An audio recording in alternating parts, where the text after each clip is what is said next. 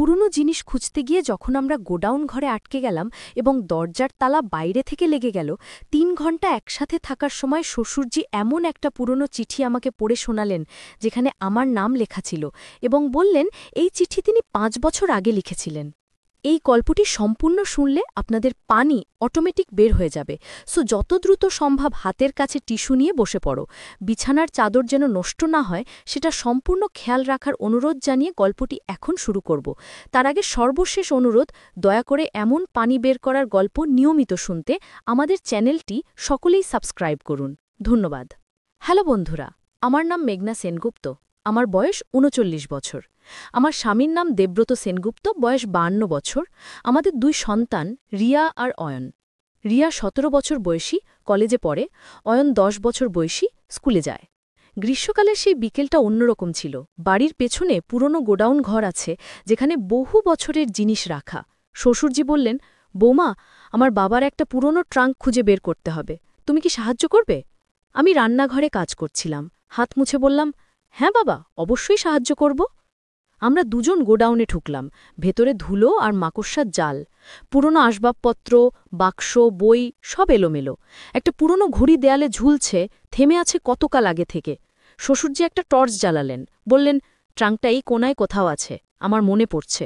আমরা খুঁজতে শুরু করলাম। একটা লাল রঙের বাক্স দেখলাম, তার উপর সাদা ধুলো জমে আছে। শ্বশুরজি বললেন, এটা না, এটা তোমার শাশুড়ির পুরনো কাপড়ের বাক্স। আমি আরও ভেতরে গেলাম। সেখানে একটা বড় কাঠের আলমারি, তার দরজা খোলা। হঠাৎ একটা জোরে হাওয়া এসে দরজা বন্ধ করে দিল। আমি চমকে উঠলাম, দরজার দিকে দৌড়ে গেলাম। দরজা ঠেলতে থাকলাম, কিন্তু বাইরের হুক লেগে গেছে। শ্বশুরজি এসে চেষ্টা করলেন, দরজা খুলছে না। তিনি জোরে ধাক্কা দিলেন, কিছুই হলো না। তিনি একটা দীর্ঘশ্বাস ফেললেন, বললেন, কোনো সমস্যা নেই, সন্ধ্যায় তোমার স্বামী এসে খুলে দেবে, তিনি তো 6:30টায় অফিস থেকে আসেন। আমি ঘড়িতে দেখলাম 3:30 বাজে, মানে আরও ৩ ঘণ্টা এখানে বসে থাকতে হবে। আমরা একটা পুরনো চেয়ারে বসলাম। চারপাশে আলো কম, শুধু জানালা দিয়ে একটু আলো আসছে। শ্বশুরজি টর্চটা একটা বাক্সের উপর রাখলেন, ঘরে একটা ম্লান আলো ছড়িয়ে পড়ল। কিছুক্ষণ চুপচাপ বসে থাকার পর শ্বশুরজি একটা পুরনো কাঠের বাক্স খুললেন। সেটা তার পায়ের কাছেই ছিল। ভেতর থেকে কিছু চিঠি বের করলেন। একটা চিঠি হাতে নিয়ে আমার দিকে তাকালেন। তার চোখে একটা অদ্ভুত ভাব। বললেন, এই চিঠিটা তোমাকে পড়ে শোনাব, কিন্তু তুমি রাগ করো না। আমি অবাক হয়ে বললাম, কিসের চিঠি বাবা? তিনি খামটা খুললেন, হলুদ রঙের কাগজ, পুরনো কালি দিয়ে লেখা। চিঠির উপর একটা তারিখ লেখা, ১৩ মে ২০১৮। আমার বিয়ে হয়েছিল এপ্রিল ২০১৮-তে, মানে বিয়ের ১ মাস পরে লেখা চিঠি। তিনি পড়তে শুরু করলেন, প্রিয়, যাকে আমি স্বপ্নে দেখি, তুমি আমার ছেলের বউ হয়ে আসবে এটা আমি জানতাম না। আমার চোখ বড় হয়ে গেল। তিনি চালিয়ে গেলেন, আজ ৫ বছর আগে তোমাকে প্রথম দেখেছিলাম বিয়ের অনুষ্ঠানে। তুমি আমার হৃদয় চুরি করেছিলে, কিন্তু তুমি আমার ছেলের জন্য নির্বাচিত হলে। আমি এই চিঠি লিখে রাখলাম যে একদিন তোমাকে জানাবো। তিনি থামলেন, আমার দিকে তাকালেন। আমার মুখ শুকিয়ে গেল। তিনি আবার চিঠিতে চোখ রাখলেন, পড়তে থাকলেন। আজ ৫ বছর পর আমার সাহস হলো। তুমি এই বাড়িতে আসার পর প্রতিটা দিন আমার যন্ত্রণা বেড়েছে। তোমাকে কাছে পেয়েও দূরে থাকতে হয়। তোমার হাসি দেখলে আমার বুক কাঁপে। আমি উঠে দাঁড়াতে চাইলাম, কিন্তু শ্বশুরজি আমার হাত ধরে বসিয়ে রাখলেন। তার হাত ঠান্ডা, কিন্তু শক্ত। বলেন, শোনো, আমি তোমাকে প্রস্তাব দিচ্ছি। তুমি যদি আমার সাথে এই বাড়ি ছেড়ে যেতে রাজি থাকো, আমি তোমাকে পৃথিবীর সব সুখ দেব। আমরা নতুন শহরে নতুন বাড়ি বানাবো। আমার সম্পত্তি তো আছেই। আমার শরীর গরম হয়ে গেল। বুকের ভেতর একটা অজানা টান অনুভব করলাম। মনে মনে ভাবলাম, এই ভালোবাসা পেলে কেমন হতো। কিন্তু জোর করে বললাম, বাবা, এটা ভুল, আমি আপনার বৌমা, এভাবে চিন্তা করা ঠিক না। তিনি চিঠিটা আমার হাতে দিলেন, বললেন, তুমি এই চিঠি পড়ো, সব লেখা আছে। আমি চিঠিটা নিলাম। আমার হাত কাঁপছিল। চিঠিতে আরও লেখা ছিল, আমি জানি এই প্রস্তাব অস্বাভাবিক, কিন্তু প্রেম কখনো নিয়ম মানে না। আমি তোমার জন্য পাগল হয়ে গেছি। আমি চিঠিটা রেখে দিলাম। শ্বশুরজি আমার কাঁধে হাত রাখলেন, বলেন, তুমি এখনই উত্তর দাও না, ভেবে দেখো, আমি অপেক্ষা করব। আমি তার হাত সরিয়ে দিলাম। বললাম, বাবা, আমি দেবব্রতকে ভালোবাসি, আপনার ছেলেকে। আমি কখনো এমন কিছু ভাবতে পারবো না। তিনি হেসে ফেললেন, একটা অদ্ভুত হাসি। বললেন, দেবব্রত তোমাকে কতটা ভালোবাসে জানো? সে রাত ৯টার পর বাড়ি ফেরে, সপ্তাহান্তে বন্ধুদের সাথে বেরিয়ে পড়ে। তোমার প্রতি তার কোনো সময় নেই। আমি মাথা নিচু করলাম। এটা সত্যি। দেবব্রত অফিসের কাজে খুব ব্যস্ত থাকে, বাড়িতে এলে খেয়ে ঘুমিয়ে পড়ে, আমার সাথে কথা বলার সময় নেই। শ্বশুরজি এই দুর্বলতাটা ধরে ফেললেন। তিনি বললেন, আমি তোমাকে সময় দেব, তোমার সব কথা শুনব, তোমার প্রতিটা চাহিদা পূরণ করব। আমার চোখ ভিজে এলো, একটা গভীর শূন্যতা বুকের ভেতর অনুভব করলাম। কতদিন কেউ আমাকে এভাবে মূল্য দেয়নি। হঠাৎ বাইরে একটা শব্দ হলো, কেউ দরজায় ধাক্কা দিচ্ছে। আমরা দুজন চুপ করে গেলাম। দেবব্রতের গলা শুনলাম, বাবা, মা, তোমরা ভেতরে আছো? আমি স্বস্তির নিঃশ্বাস ফেললাম। শ্বশুরজি চিঠিটা দ্রুত বাক্সে রেখে দিলেন। দেবব্রত দরজা খুলে দিল, আমরা বেরিয়ে এলাম। তিনি জিজ্ঞেস করলেন, তোমরা এত সময় ভেতরে কি করছিলে?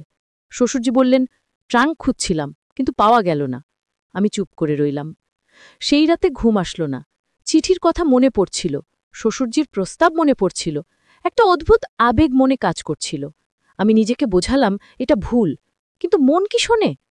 পরের দিন সকালে শ্বশুরজি আমার সাথে স্বাভাবিক আচরণ করলেন, যেন কিছুই হয়নি। কিন্তু তার চোখে একটা অপেক্ষার ভাব ছিল। আমি তার চোখে চোখ রাখতে পারছিলাম না। সপ্তাহ কাটল। আমি নিজেকে ব্যস্ত রাখার চেষ্টা করলাম, রান্না, পরিষ্কার, বাচ্চাদের দেখাশোনা। কিন্তু মনের একটা কোণে শ্বশুরজির কথা ঘুরপাক খাচ্ছিল। এক সন্ধ্যায় দেবব্রত বলল, আমি আগামীকাল কলকাতা যাব, অফিসের একটা জরুরি মিটিং আছে, 2 দিন থাকব। আমার বুক ধক করে উঠল। 2 দিন মানে এই শ্বশুরজির সাথে একা থাকা। পরের দিন দেবব্রত চলে গেল, রিয়া আর অয়ন স্কুলে। বাড়িতে শুধু আমি আর শ্বশুরজি। দুপুরে খাওয়ার পর শ্বশুরজি বললেন, বৌমা, আমাকে একটা কথা বলতে হবে, তুমি বসো। আমি বসলাম। তিনি আমার সামনে বসলেন, বললেন, আমি তোমার উত্তর চাই, তুমি কি আমার প্রস্তাবে রাজি? আমি মাথা নিচু করলাম, বললাম, বাবা, আমি এখনো ভাবছি, এটা একটা বড় সিদ্ধান্ত। তিনি আমার হাত ধরলেন, বললেন, আমি তোমাকে জোর করব না, কিন্তু জেনে রাখো, তুমি না বললে আমি তোমার সাথে থাকতে পারবো না, আমি বাড়ি ছেড়ে চলে যাব। আমার চোখে জল এলো।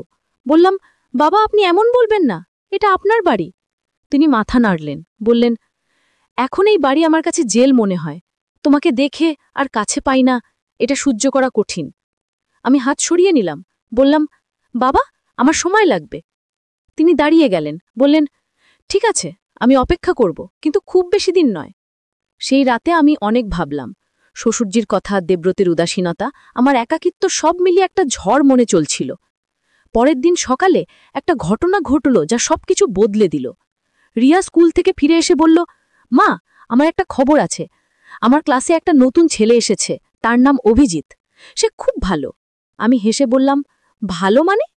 রিয়ার মুখ লাল হয়ে গেল, বলল, মানে সে পড়াশোনায় ভালো আর তার সাথে কথা বলতে ভালো লাগে। আমি বুঝলাম রিয়ার প্রথম ক্রাশ হয়েছে। সন্ধ্যায় শ্বশুরজি রিয়াকে বললেন, তোমার এই অভিজিৎকে বাড়ি নিয়ে এসো একদিন। রিয়া লজ্জা পেয়ে গেল, বলল, দাদু, সে শুধু বন্ধু। শ্বশুরজি হাসলেন, বললেন, বন্ধুই তো, তাই বাড়ি ডাকো। এই ঘটনা আমাকে চিন্তায় ফেলে দিল। রিয়া বড় হয়ে যাচ্ছে, তার জীবনে নতুন অধ্যায় শুরু হচ্ছে। আমি যদি শ্বশুরজির সাথে চলে যাই, তাহলে রিয়ার কি হবে, অয়নের কি হবে? সেই রাতে দেবব্রত ফিরে এলো। সে খুব ক্লান্ত দেখাচ্ছিল, খেয়ে শুয়ে পড়ল। আমি পাশে বসলাম, বললাম, তুমি কি আমাকে ভালোবাসো? সে ঘুমের ঘরে বলল, হ্যাঁ, এখন ঘুমাতে দাও। আমার মন খারাপ হয়ে গেল। এটাই তো আমার জীবন, একটা যান্ত্রিক জীবন যেখানে ভালোবাসা নেই, যত্ন নেই। পরের দিন শ্বশুরজি আমাকে বললেন, বৌমা, আমাকে জমির রেজিস্ট্রেশন অফিসে যেতে হবে, তুমি সাথে আসবে? আমি জিজ্ঞেস করলাম, আমার কেন লাগবে? তিনি বললেন, তোমার স্বাক্ষর লাগবে, চলো। আমি হাসলাম, বললাম, হ্যাঁ, 10 বছর, কত তাড়াতাড়ি সময়ে চলে গেল। শ্বশুরজি এসে বললেন, শ্রেয়সী, তুমি তৈরি হও, বিকেলে আমরা সবাই মিলে একটা রেস্তোরাঁয় যাব। আমি মাথা নাড়লাম, কিন্তু ভেতরে ভেতরে ভয় লাগছিল। তিনি আবার কিছু করবেন না তো? বিকেলে সবাই তৈরি হল। আমরা একটা বড় রেস্তোরাঁয় গেলাম। সেখানে সৌমিত্রের অনেক বন্ধু, আত্মীয়স্বজন এসেছে। সবাই আমাদের শুভেচ্ছা জানাল। খাবার পর সৌমিত্র একটা কেক কাটল, সবাই গান গাইল। রোহন একটা গিটার বাজিয়ে গান গাইল। তিয়াস একটা কবিতা পড়ল। সবাই খুশি। কিন্তু আমি লক্ষ্য করলাম, শ্বশুরজি সারাক্ষণ আমার দিকে তাকিয়ে আছেন। তার চোখে সেই অদ্ভুত দৃষ্টি। আমি অস্বস্তি বোধ করছিলাম। রাতে বাসায় ফিরলাম, সবাই ক্লান্ত। শাশুড়ি শুয়ে পড়লেন, রোহন আর তিয়াসা ঘুমিয়ে গেল। সৌমিত্র বলল, তুমি একটু বিশ্রাম নাও, আমি একটু অফিসের কাজ শেষ করি। আমি রুমে গেলাম। হঠাৎ দেখি শ্বশুরজি আবার দরজায়। তিনি ভেতরে এসে দরজা বন্ধ করে দিলেন। আমি ভয়ে বললাম, বাবা, কি হয়েছে, কেন এসেছেন? তিনি কাছে এসে বললেন, আমি তোমার সাথে কথা বলতে চাই। আমি বললাম, এখন না বাবা, এত রাতে, সৌমিত্র আসবে। তিনি হাসলেন, বললেন, সৌমিত্র ব্যস্ত, সে আসবে না এখনই, আমি জানি। তিনি আমার হাত ধরলেন, বললেন, শ্রেয়সী, আমি তোমাকে চাই। তুমি রিমির মতো। আমি রিমিকে পাইনি, কিন্তু তোমাকে পাব। আমি হাত ছাড়াতে চেষ্টা করলাম, কিন্তু তার হাত খুব শক্ত। তিনি আমাকে কাছে টেনে নিলেন, বললেন, আমার কথা শোনো, আমি তোমাকে সব দেব, তুমি শুধু আমার কথা মানো। আমি চিৎকার করতে গেলাম, কিন্তু তিনি আমার মুখ চেপে ধরলেন। ঠিক সেই মুহূর্তে দরজা খুলে গেল। সৌমিত্র দাঁড়িয়ে, তার মুখ লাল, চোখ রাগে জ্বলছে। সে চিৎকার করে বলল, বাবা, আপনি কি করছেন? শ্বশুরজি হাত ছেড়ে দিলেন, পিছিয়ে গেলেন, বললেন, বাবা, আমি। সৌমিত্র বলল, আমি সব দেখেছি, আপনি শ্রেয়সীকে জোর করছিলেন। শ্বশুরজি মাথা নিচু করলেন, কিচ্ছু বললেন না। সৌমিত্র আমার দিকে তাকিয়ে বলল, শ্রেয়সী, তুমি ঠিক আছো? আমি মাথা নাড়লাম, চোখ দিয়ে জল পড়ছিল। সৌমিত্র আমাকে জড়িয়ে ধরল, বলল, ভয় নেই, আমি আছি। শ্বশুরজি চলে গেলেন। পরদিন সকালে দেখি তিনি বাসা ছেড়ে চলে গেছেন। একটা চিঠি রেখে গেছেন। চিঠিতে লেখা, আমি ভুল করেছি, আমি রিমিকে কখনো ভুলতে পারিনি। শ্রেয়সীকে দেখে আমার পুরনো স্মৃতি জেগে উঠেছিল। আমি নিয়ন্ত্রণ হারিয়ে ফেলেছিলাম। আমি দুঃখিত। আমি চলে যাচ্ছি, তোমাদের জীবনে আর বিঘ্ন ঘটাব না। সৌমিত্র চিঠিটা পড়ে কাঁদল, বলল, বাবা এত কষ্ট পেয়েছিলেন আমি জানতাম না। আমি বললাম, কিন্তু তার কষ্ট আমার দোষ না, আমি তো রিমি নই। সৌমিত্র বলল, জানি, তুমি শ্রেয়সী, আমার স্ত্রী, আমার ভালোবাসা। কিন্তু ঘটনা এখানেই শেষ হল না। একদিন দুপুরে হঠাৎ দরজায় কড়া নাড়ার শব্দ। আমি দরজা খুলে দেখি একজন মহিলা, বয়স প্রায় ৬০ হবে। তিনি জিজ্ঞেস করলেন, আপনি শ্রেয়সী? আমি বললাম, হ্যাঁ, আপনি কে? তিনি বললেন, আমি রিমি, আমাকে একটু ভেতরে যেতে দেবেন? আমার মাথা ঘুরে গেল। রিমি? সেই রিমি, শ্বশুরজির প্রথম প্রেম? আমি তাকে ভেতরে নিয়ে গেলাম, বসতে দিলাম। তিনি বললেন, আমি শুনেছি আপনাকে নিয়ে বিমল অনেক সমস্যা করেছে। বিমল মানে আপনার শ্বশুর। আমি মাথা নাড়লাম, বললাম, হ্যাঁ, তিনি বলেছিলেন আমি আপনার মতো দেখতে। রিমি হাসলেন, বললেন, দেখতে? হয়তো একটু, কিন্তু আপনি আমি নই, আপনার নিজের পরিচয় আছে। তিনি থামলেন, তারপর বললেন, আমি আপনাকে একটা কথা বলতে এসেছি। বিমল আর আমার সম্পর্ক যা ছিল তা অনেক আগে শেষ হয়ে গেছে। তিনি আমাকে ভুলতে পারেননি, কিন্তু সেটা তার সমস্যা, আপনার না। আমি বললাম, কিন্তু তিনি আমাকে। রিমি বললেন, আমি জানি, তিনি আমাকে আমার প্রতিস্থাপন মনে করেছেন, কিন্তু এটা তার ভুল। আপনি একজন স্বতন্ত্র মানুষ। আমি জিজ্ঞেস করলাম, আপনি তাকে কেন প্রত্যাখ্যান করেছিলেন? রিমি দীর্ঘশ্বাস ফেললেন, বললেন, সেটা একটা দীর্ঘ গল্প। বিমল আর আমি কলেজে পড়তাম। তিনি আমাকে খুব ভালোবাসতেন, আমিও তাকে পছন্দ করতাম, কিন্তু আমার বাবা মা তাকে পছন্দ করতেন না। তারা বলতেন বিমলের পরিবার দরিদ্র, আমাদের স্ট্যাটাস মিলবে না। তিনি থামলেন, চোখ মুছলেন, বললেন, আমি চাপে পড়ে অন্য একজনকে বিয়ে করেছিলাম। বিমল ভেঙে পড়েছিলেন, তিনি আমাকে অনেক চিঠি লিখেছিলেন, ফোন করেছিলেন, কিন্তু আমি তার সাথে কথা বলিনি। আমার বিয়ে হয়ে গিয়েছিল। আমি বললাম, তারপর? তারপর আমার স্বামী মারা গেলেন, আমার একটা মেয়ে হয়েছিল, আমি বিধবা হয়ে গেলাম। বিমল তখন আমার কাছে এসেছিলেন, বলেছিলেন আমি তাকে বিয়ে করি, কিন্তু আমি রাজি হইনি। আমি চাইনি তিনি একজন বিধবাকে বিয়ে করে সমাজে লাঞ্ছিত হন। আমি অবাক হয়ে বললাম, আপনি তার ভালোর জন্যই তাকে না করেছিলেন? রিমি মাথা নাড়লেন, বললেন, হ্যাঁ, কিন্তু বিমল সেটা বুঝতে পারেননি। তিনি ভেবেছিলেন আমি তাকে ভালোবাসি না, তাই সে সারা জীবন আমার স্মৃতি নিয়ে বেঁচেছিলেন, আমার মতো কাউকে খুঁজতে থাকেন। আমি বললাম, কিন্তু আপনি এখন কেন এসেছেন? রিমি বললেন, আমি শুনেছি তিনি বাসা ছেড়ে চলে গেছেন। আমি তাকে খুঁজে বের করতে চাই, তার সাথে কথা বলতে চাই, তাকে বোঝাতে চাই যে অতীত অতীতেই থাক, তিনি নতুন করে জীবন শুরু করুন। আমি বললাম, আমি তার ঠিকানা জানি না, তিনি কোথায় গেছেন তাও আমরা জানি না। রিমি বললেন, আমি খুঁজে বের করব। আপনাকে ধন্যবাদ। তিনি চলে গেলেন। আমি ভাবলাম, কি অদ্ভুত গল্প। শ্বশুরজি সারা জীবন একটা মানুষের পেছনে ছুটেছেন, কিন্তু সেই মানুষ তাকে ভালোবেসেই দূরে ঠেলে দিয়েছিলেন। কয়েকদিন পর শাশুড়ি আমাকে ডেকে বললেন, শ্রেয়সী, আমি তোমার সাথে কিছু কথা বলতে চাই। আমি বললাম, বলুন মা। তিনি বললেন, আমি জানি বিমল তোমার সাথে খারাপ আচরণ করেছে। আমি তাকে ক্ষমা করতে পারছি না, কিন্তু আমি তোমাকে একটা কথা বলতে চাই। আমি বললাম, কি মা? তিনি বললেন, বিমল সবসময় রিমির স্মৃতিতে বেঁচে ছিল। তিনি আমাকে ঠিকমতো ভালোবাসতেও পারেননি। আমি সারা জীবন একা বোধ করেছি, কিন্তু আমি কখনো কাউকে বলিনি। আমি চুপ করে সহ্য করেছি। আমার মন খারাপ হয়ে গেল। বললাম, মা, আপনি এত কষ্ট পেয়েছেন? তিনি মাথা নাড়লেন, বললেন, হ্যাঁ, কিন্তু আমার কিছু করার ছিল না। আমি বিমলকে ভালোবাসতাম, কিন্তু তিনি আমাকে কখনো ঠিকমতো ভালোবাসেননি। তার হৃদয়ে সবসময় রিমি ছিল। আমি তাকে জড়িয়ে ধরলাম, বললাম, মা, আপনি একা নন, আমরা সবাই আপনার সাথে আছি। তিনি হাসলেন, বললেন, জানি মা, তুমি খুব ভালো মেয়ে। সৌমিত্র ভাগ্যবান তোমাকে পেয়ে। কিন্তু ঠিক সেই রাতে আরও বড় একটা ধাক্কা এলো। রোহন আমার কাছে এসে বলল, মা, আমি একটা ব্যাপার জেনেছি। তুমি কি জানো দাদু কোথায় গেছেন? আমি বললাম, না, কেউ জানে না। রোহন বলল, আমি খুঁজে বের করেছি। দাদু একটা মানসিক হাসপাতালে ভর্তি হয়েছেন। আমি চমকে গেলাম, কি? মানসিক হাসপাতালে? রোহন বলল, হ্যাঁ, তিনি নিজে গিয়ে ভর্তি হয়েছেন।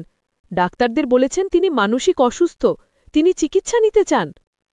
সৌমিত্র শুনে কাঁদতে লাগল, বলল, বাবা এত কষ্টে ছিলেন, আমি কিছুই বুঝতে পারিনি। আমার মাথায় হাজারো প্রশ্ন ঘুরছিল। আমি বললাম, কিন্তু দেবব্রত, সে জানলে কি হবে? তিনি বললেন, দেবব্রত জানবে আমার মৃত্যুর পর। তখন আর কিছু করার থাকবে না। আর আমি একটা চিঠি লিখে রেখেছি, সেখানে সব ব্যাখ্যা করেছি। তিনি গাড়ি স্টার্ট দিলেন, বললেন, এখন বাড়ি চলো। আর একটা কথা, এই কথা কাউকে বলো না, এমনকি দেবব্রতকেও না। আমি চাই আমার শেষ দিনগুলো স্বাভাবিকভাবে কাটুক। আমি চুপচাপ বসে রইলাম। পুরো পথ কোনো কথা বললাম না। বাড়ি ফিরে আমি সোজা শোবার ঘরে চলে গেলাম। বিছানায় শুয়ে অনেক কাঁদলাম। পরের দিন থেকে আমি শ্বশুরজির দিকে অন্যভাবে তাকাতে শুরু করলাম। তিনি মরে যাচ্ছেন, আর ৬ মাস, এই চিন্তা আমাকে ভেঙে দিচ্ছিল। আমি তার প্রতি আরও যত্নশীল হয়ে উঠলাম। একদিন রিয়া জিজ্ঞেস করল, মা, দাদুকে অসুস্থ লাগছে, তুমি ডাক্তার দেখাচ্ছ? আমি বললাম, হ্যাঁ, দেখাচ্ছি, তুমি চিন্তা করো না। কিন্তু মনে মনে ভাবলাম, রিয়া কি টের পেয়েছে? সেই সপ্তাহে আরেকটা অদ্ভুত ঘটনা ঘটল। দেবব্রত অফিস থেকে ফিরে খুব রাগ করছিল। সে বলল, বাবা, আপনি কি করেছেন? আমি আজ ব্যাংক থেকে খবর পেলাম আপনি মেঘনাকে নমিনি করেছেন। কেন? শ্বশুরজি শান্ত গলায় বললেন, আমার ইচ্ছা, আমি যাকে চাই নমিনি করতে পারি। দেবব্রত বলল, কিন্তু আমি তো আছি, আমি আপনার ছেলে। শ্বশুরজি বললেন, তুমি আছো, কিন্তু মেঘনা বৌমা, সে তোমার স্ত্রী, একই কথা। দেবব্রত রেগে গেল, বলল, না, এটা ঠিক না। আপনি কি পাগল হয়ে গেছেন? শ্বশুরজি উঠে দাঁড়ালেন, তার চোখে রাগ, বললেন, দেবব্রত, সীমা মেনে কথা বলো। আমি পাগল হইনি, আমি জানি আমি কি করছি। দেবব্রত আমার দিকে তাকালো, বলল, তুমি কি এসব জানতে? আমি মাথা নিচু করলাম, বললাম, হ্যাঁ, কিন্তু আমি কিছু করিনি। বাবা নিজে থেকে করেছেন। দেবব্রত বলল, তুমি তো খুশিই হয়েছ, সম্পত্তি পাচ্ছ। আমার রাগ হল, বললাম, তুমি কি বলছ? আমি কখনো সম্পত্তির জন্য কিছু চাইনি। বাবা যা করেছেন নিজের ইচ্ছায় করেছেন। দেবব্রত বলল, আমি এসব বিশ্বাস করি না, তুমি নিশ্চয়ই বাবাকে প্ররোচিত করেছ। শ্বশুরজি চিৎকার করে বললেন, থামো, মেঘনা কিছু করেনি, আমি নিজে ঠিক করেছি। তুমি যদি এই বাড়িতে থাকতে চাও তাহলে চুপ করে থাকো। দেবব্রত আর কিছু বলল না, কিন্তু তার চোখে রাগের আগুন। সেই রাতে দেবব্রত আমার সাথে কথা বলল না, সে অন্য ঘরে ঘুমল। আমি একা শুয়ে অনেক ভাবলাম, এই পরিবার কি ভেঙে যাচ্ছে? পরের কয়েক সপ্তাহ খুব কঠিন ছিল। দেবব্রত আমার সাথে ঠান্ডা ব্যবহার করত। রিয়া আর অয়ন টের পেয়ে গেল কিছু একটা সমস্যা হয়েছে। তারা চুপচাপ থাকত। শ্বশুরজির স্বাস্থ্য আরও খারাপ হতে শুরু করল। তিনি দুর্বল হয়ে পড়ছিলেন। একদিন তিনি আমাকে ডাকলেন, বললেন, বৌমা, আমার সময় ফুরিয়ে আসছে, আমি তোমাকে শেষ একটা কথা বলতে চাই। আমি তার পাশে বসলাম। তিনি আমার হাত ধরলেন, বললেন, বিশ্বাস করো, আমি জানি আমার এই পরিকল্পনা তোমাকে কষ্ট দিয়েছে, কিন্তু বিশ্বাস করো, আমি তোমার ভালোর জন্যই করেছি। তুমি এই পরিবারের সবচেয়ে গুরুত্বপূর্ণ মানুষ, তোমাকে রক্ষা করা আমার দায়িত্ব ছিল। আমি কাঁদতে শুরু করলাম, বললাম, বাবা, আপনি আরও কিছুদিন থাকুন, আমরা আপনাকে ছাড়া পারব না। তিনি মাথা নাড়লেন, বললেন, মৃত্যু কারোর জন্য অপেক্ষা করে না, কিন্তু তুমি শব্দ থাকবে, তুমি এই পরিবারকে সামলাবে। তিনি একটা খাম আমার হাতে দিলেন, বললেন, এই চিঠি আমার মৃত্যুর পর খুলবে, এতে সব লেখা আছে, দেবব্রত কি দেখাবে। আমি খামটা নিলাম। সেই রাতে শ্বশুরজির খুব খারাপ লাগল। আমরা তাকে হাসপাতালে নিয়ে গেলাম। ডাক্তার বললেন, আর কিছু করার নেই, তাকে বাড়িতে নিয়ে যান, পরিবারের সাথে শেষ সময় কাটাতে দিন। আমরা তাকে বাড়ি নিয়ে এলাম। পরের ৩ দিন তিনি বিছানায় শুয়ে রইলেন। আমি তার পাশে বসে থাকতাম। তিনি মাঝে মাঝে কথা বলতেন, স্মৃতিচারণ করতেন। চতুর্থ দিন ভোরে তিনি শেষ নিঃশ্বাস ত্যাগ করলেন। পুরো বাড়ি কান্নায় ভেঙে পড়ল। রিয়া আর অয়ন খুব কাঁদল, দেবব্রতও কাঁদল। আমি চুপচাপ বসে রইলাম। আমার চোখে জল ছিল, কিন্তু শব্দ ছিল না। শ্রাদ্ধের পর আমি চিঠিটা খুললাম। সেখানে লেখা ছিল, প্রিয় দেবব্রত, আমি এই চিঠি লিখছি তোমাকে সব ব্যাখ্যা করার জন্য। আমি মেঘনার নামে সম্পত্তি করে দিয়েছি, কারণ সেই পরিবারের সবচেয়ে যোগ্য। তুমি একজন ভালো ছেলে, কিন্তু তুমি তোমার স্ত্রীকে মূল্য দাও না। আমি চাই না মেঘনা আমার মৃত্যুর পর অসহায় হয়ে পড়ুক। তুমি তাকে ভালোবাসো, যত্ন করো, তাহলে দেখবে তোমার জীবন সুখের হবে। তোমার বাবা। আমি চিঠিটা দেবব্রতকে দিলাম। সে পড়ল। তার চোখে জল এলো। সে আমার দিকে তাকালো, বলল, আমি দুঃখিত, আমি বুঝতে পারিনি বাবা কি করছিলেন, আর আমি যে ব্যবহার করেছি তোমার সাথে সেটা ভুল ছিল। আমি কিছু বললাম না।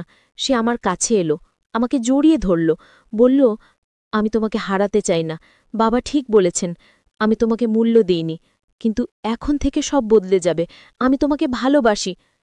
আমি তার বুকে মাথা রাখলাম। অনেক দিন পর তার কাছ থেকে ভালোবাসা পেলাম। আমরা দুজনে অনেকক্ষণ এইভাবে দাঁড়িয়ে রইলাম।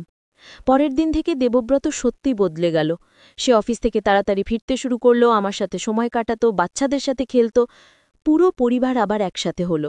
একদিন সন্ধ্যায় আমরা সবাই বসে আছি। রিয়া বলল, মা, আমি অভিজিৎকে বাড়িতে আনতে চাই, তুমি কি রাজি? আমি হেসে বললাম, অবশ্যই, ডাকো। রিয়া খুশি হয়ে গেল।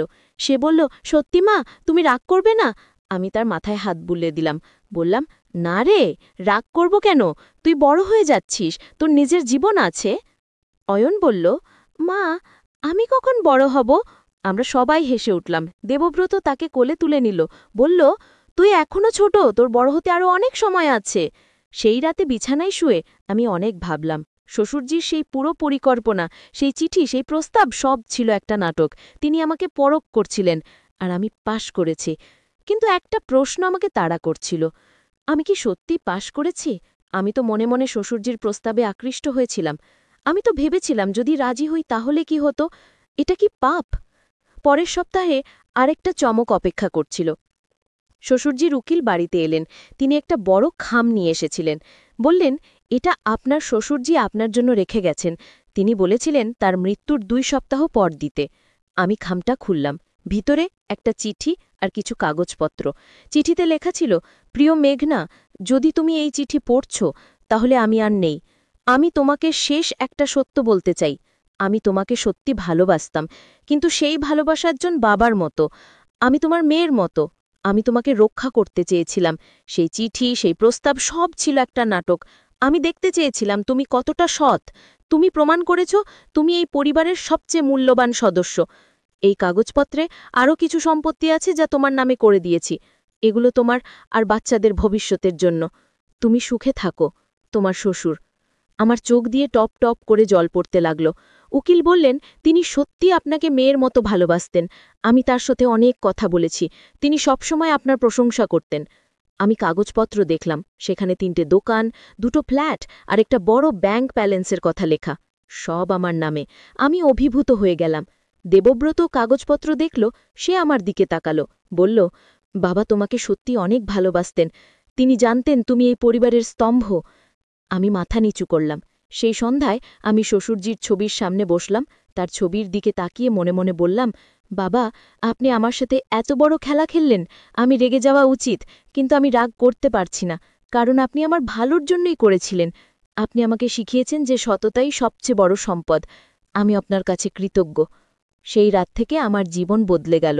আমি আর একজন সাধারণ গৃহিণী ছিলাম না, আমি ছিলাম একজন সম্পত্তির মালিক, একজন স্বাধীন নারী। কিন্তু আমি কখনো অহংকারী হইনি, আমি আগের মতোই পরিবারের সেবা করতাম। দেবব্রত আমাকে অনেক সম্মান করতে শুরু করল, সে বুঝতে পেরেছিল আমার মূল্য। রিয়া আর অয়ন আমাকে আরও বেশি ভালোবাসতে শুরু করল। কয়েক মাস পর রিয়া তার বন্ধু অভিজিৎকে বাড়িতে নিয়ে এলো। ছেলেটা খুব ভালো, ভদ্র, শিক্ষিত, আমরা সবাই তাকে পছন্দ করলাম। রিয়া খুশি হয়ে গেল।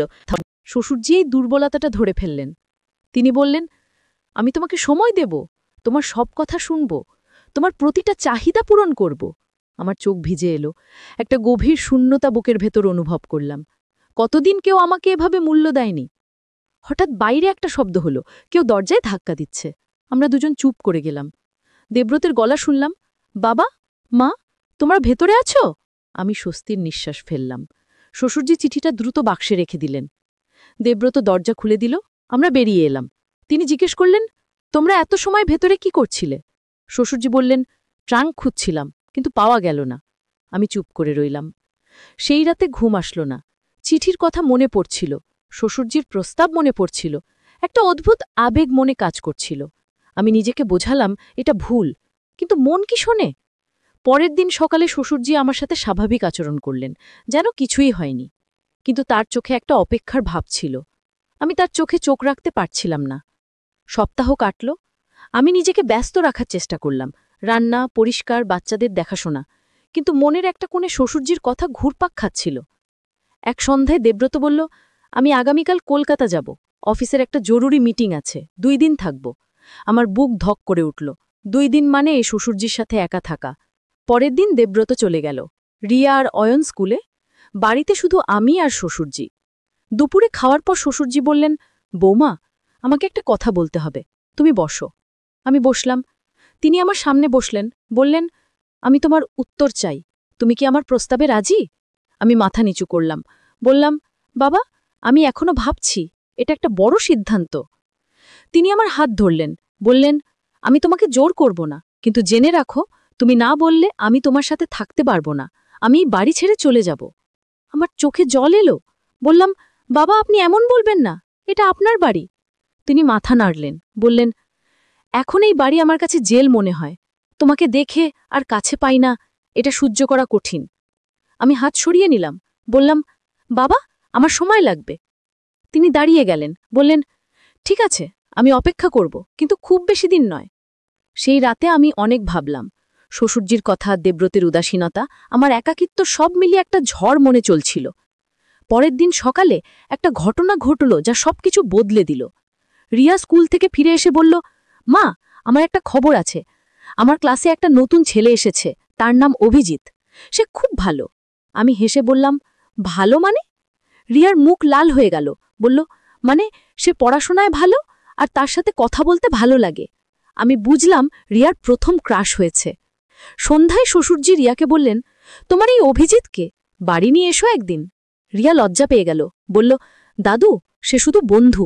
শ্বশুরজি হাসলেন, বললেন, বন্ধুই তো, তাই বাড়ি ডাকো। এই ঘটনা আমাকে চিন্তায় ফেলে দিল। রিয়া বড় হয়ে যাচ্ছে, তার জীবনে নতুন অধ্যায় শুরু হচ্ছে।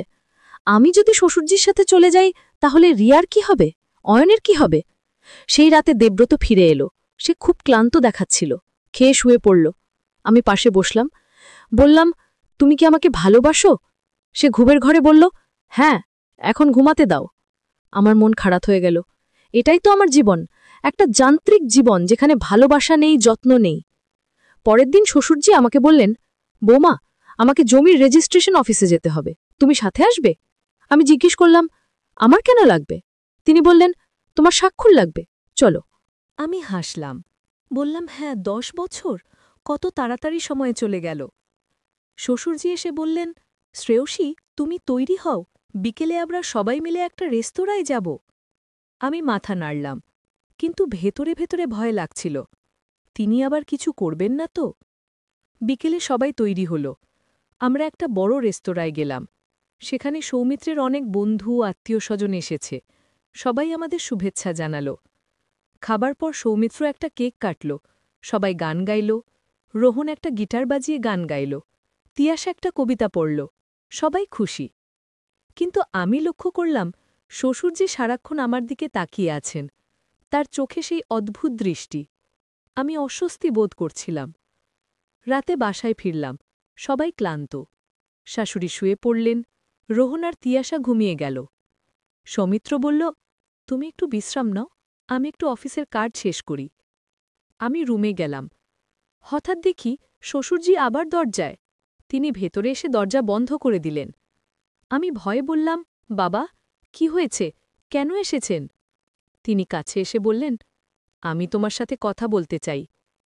আমি বললাম, এখন না বাবা, এত রাতে, সৌমিত্র আসবে। তিনি হাসলেন, বললেন, সৌমিত্র ব্যস্ত, সে আসবে না এখনই, আমি জানি। তিনি আমার হাত ধরলেন, বললেন, শ্রেয়সী, আমি তোমাকে চাই। তুমি রিমির মতো। আমি রিমিকে পাইনি, কিন্তু তোমাকে পাব। আমি হাত ছাড়াতে চেষ্টা করলাম, কিন্তু তার হাত খুব শক্ত। তিনি আমাকে কাছে টেনে নিলেন, বললেন, আমার কথা শোনো, আমি তোমাকে সব দেব, তুমি শুধু আমার কথা মানো। আমি চিৎকার করতে গেলাম, কিন্তু তিনি আমার মুখ চেপে ধরলেন। ঠিক সেই মুহূর্তে দরজা খুলে গেল। সৌমিত্র দাঁড়িয়ে, তার মুখ লাল, চোখ রাগে জ্বলছে। সে চিৎকার করে বলল, বাবা, আপনি কি করছেন? শ্বশুরজি হাত ছেড়ে দিলেন, পিছিয়ে গেলেন, বললেন, বাবা, আমি। সৌমিত্র বলল, আমি সব দেখেছি, আপনি শ্রেয়সীকে জোর করছিলেন। শ্বশুরজি মাথা নিচু করলেন, কিচ্ছু বললেন না।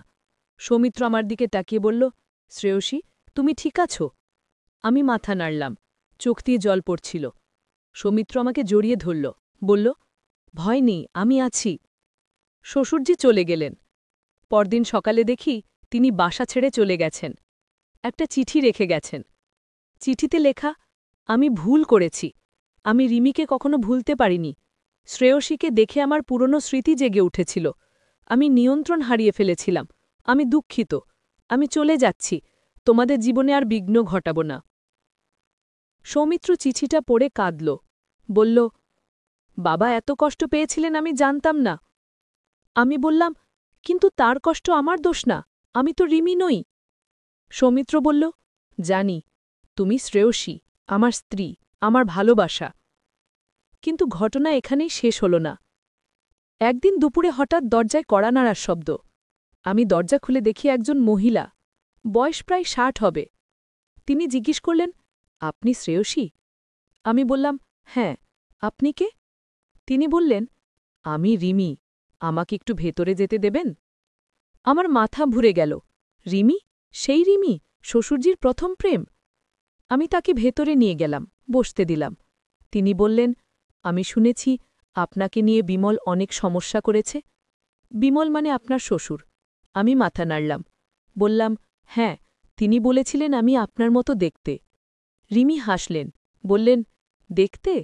হয়তো একটু, কিন্তু আপনি আমি নই, আপনার নিজের পরিচয় আছে। তিনি থামলেন, তারপর বললেন, আমি আপনাকে একটা কথা বলতে এসেছি। বিমল আর আমার সম্পর্ক যা ছিল তা অনেক আগে শেষ হয়ে গেছে। তিনি আমাকে ভুলতে পারেননি, কিন্তু সেটা তার সমস্যা, আপনার না। আমি বললাম, কিন্তু তিনি আমাকে। রিমি বললেন, আমি জানি, তিনি আমাকে আমার প্রতিস্থাপন মনে করেছেন, কিন্তু এটা তার ভুল।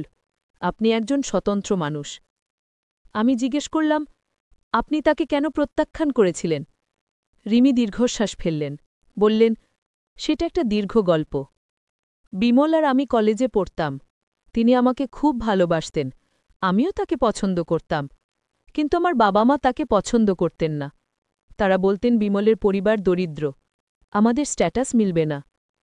তিনি থামলেন, চোখ মুছলেন, বললেন, আমি চাপে পড়ে অন্য একজনকে বিয়ে করেছিলাম।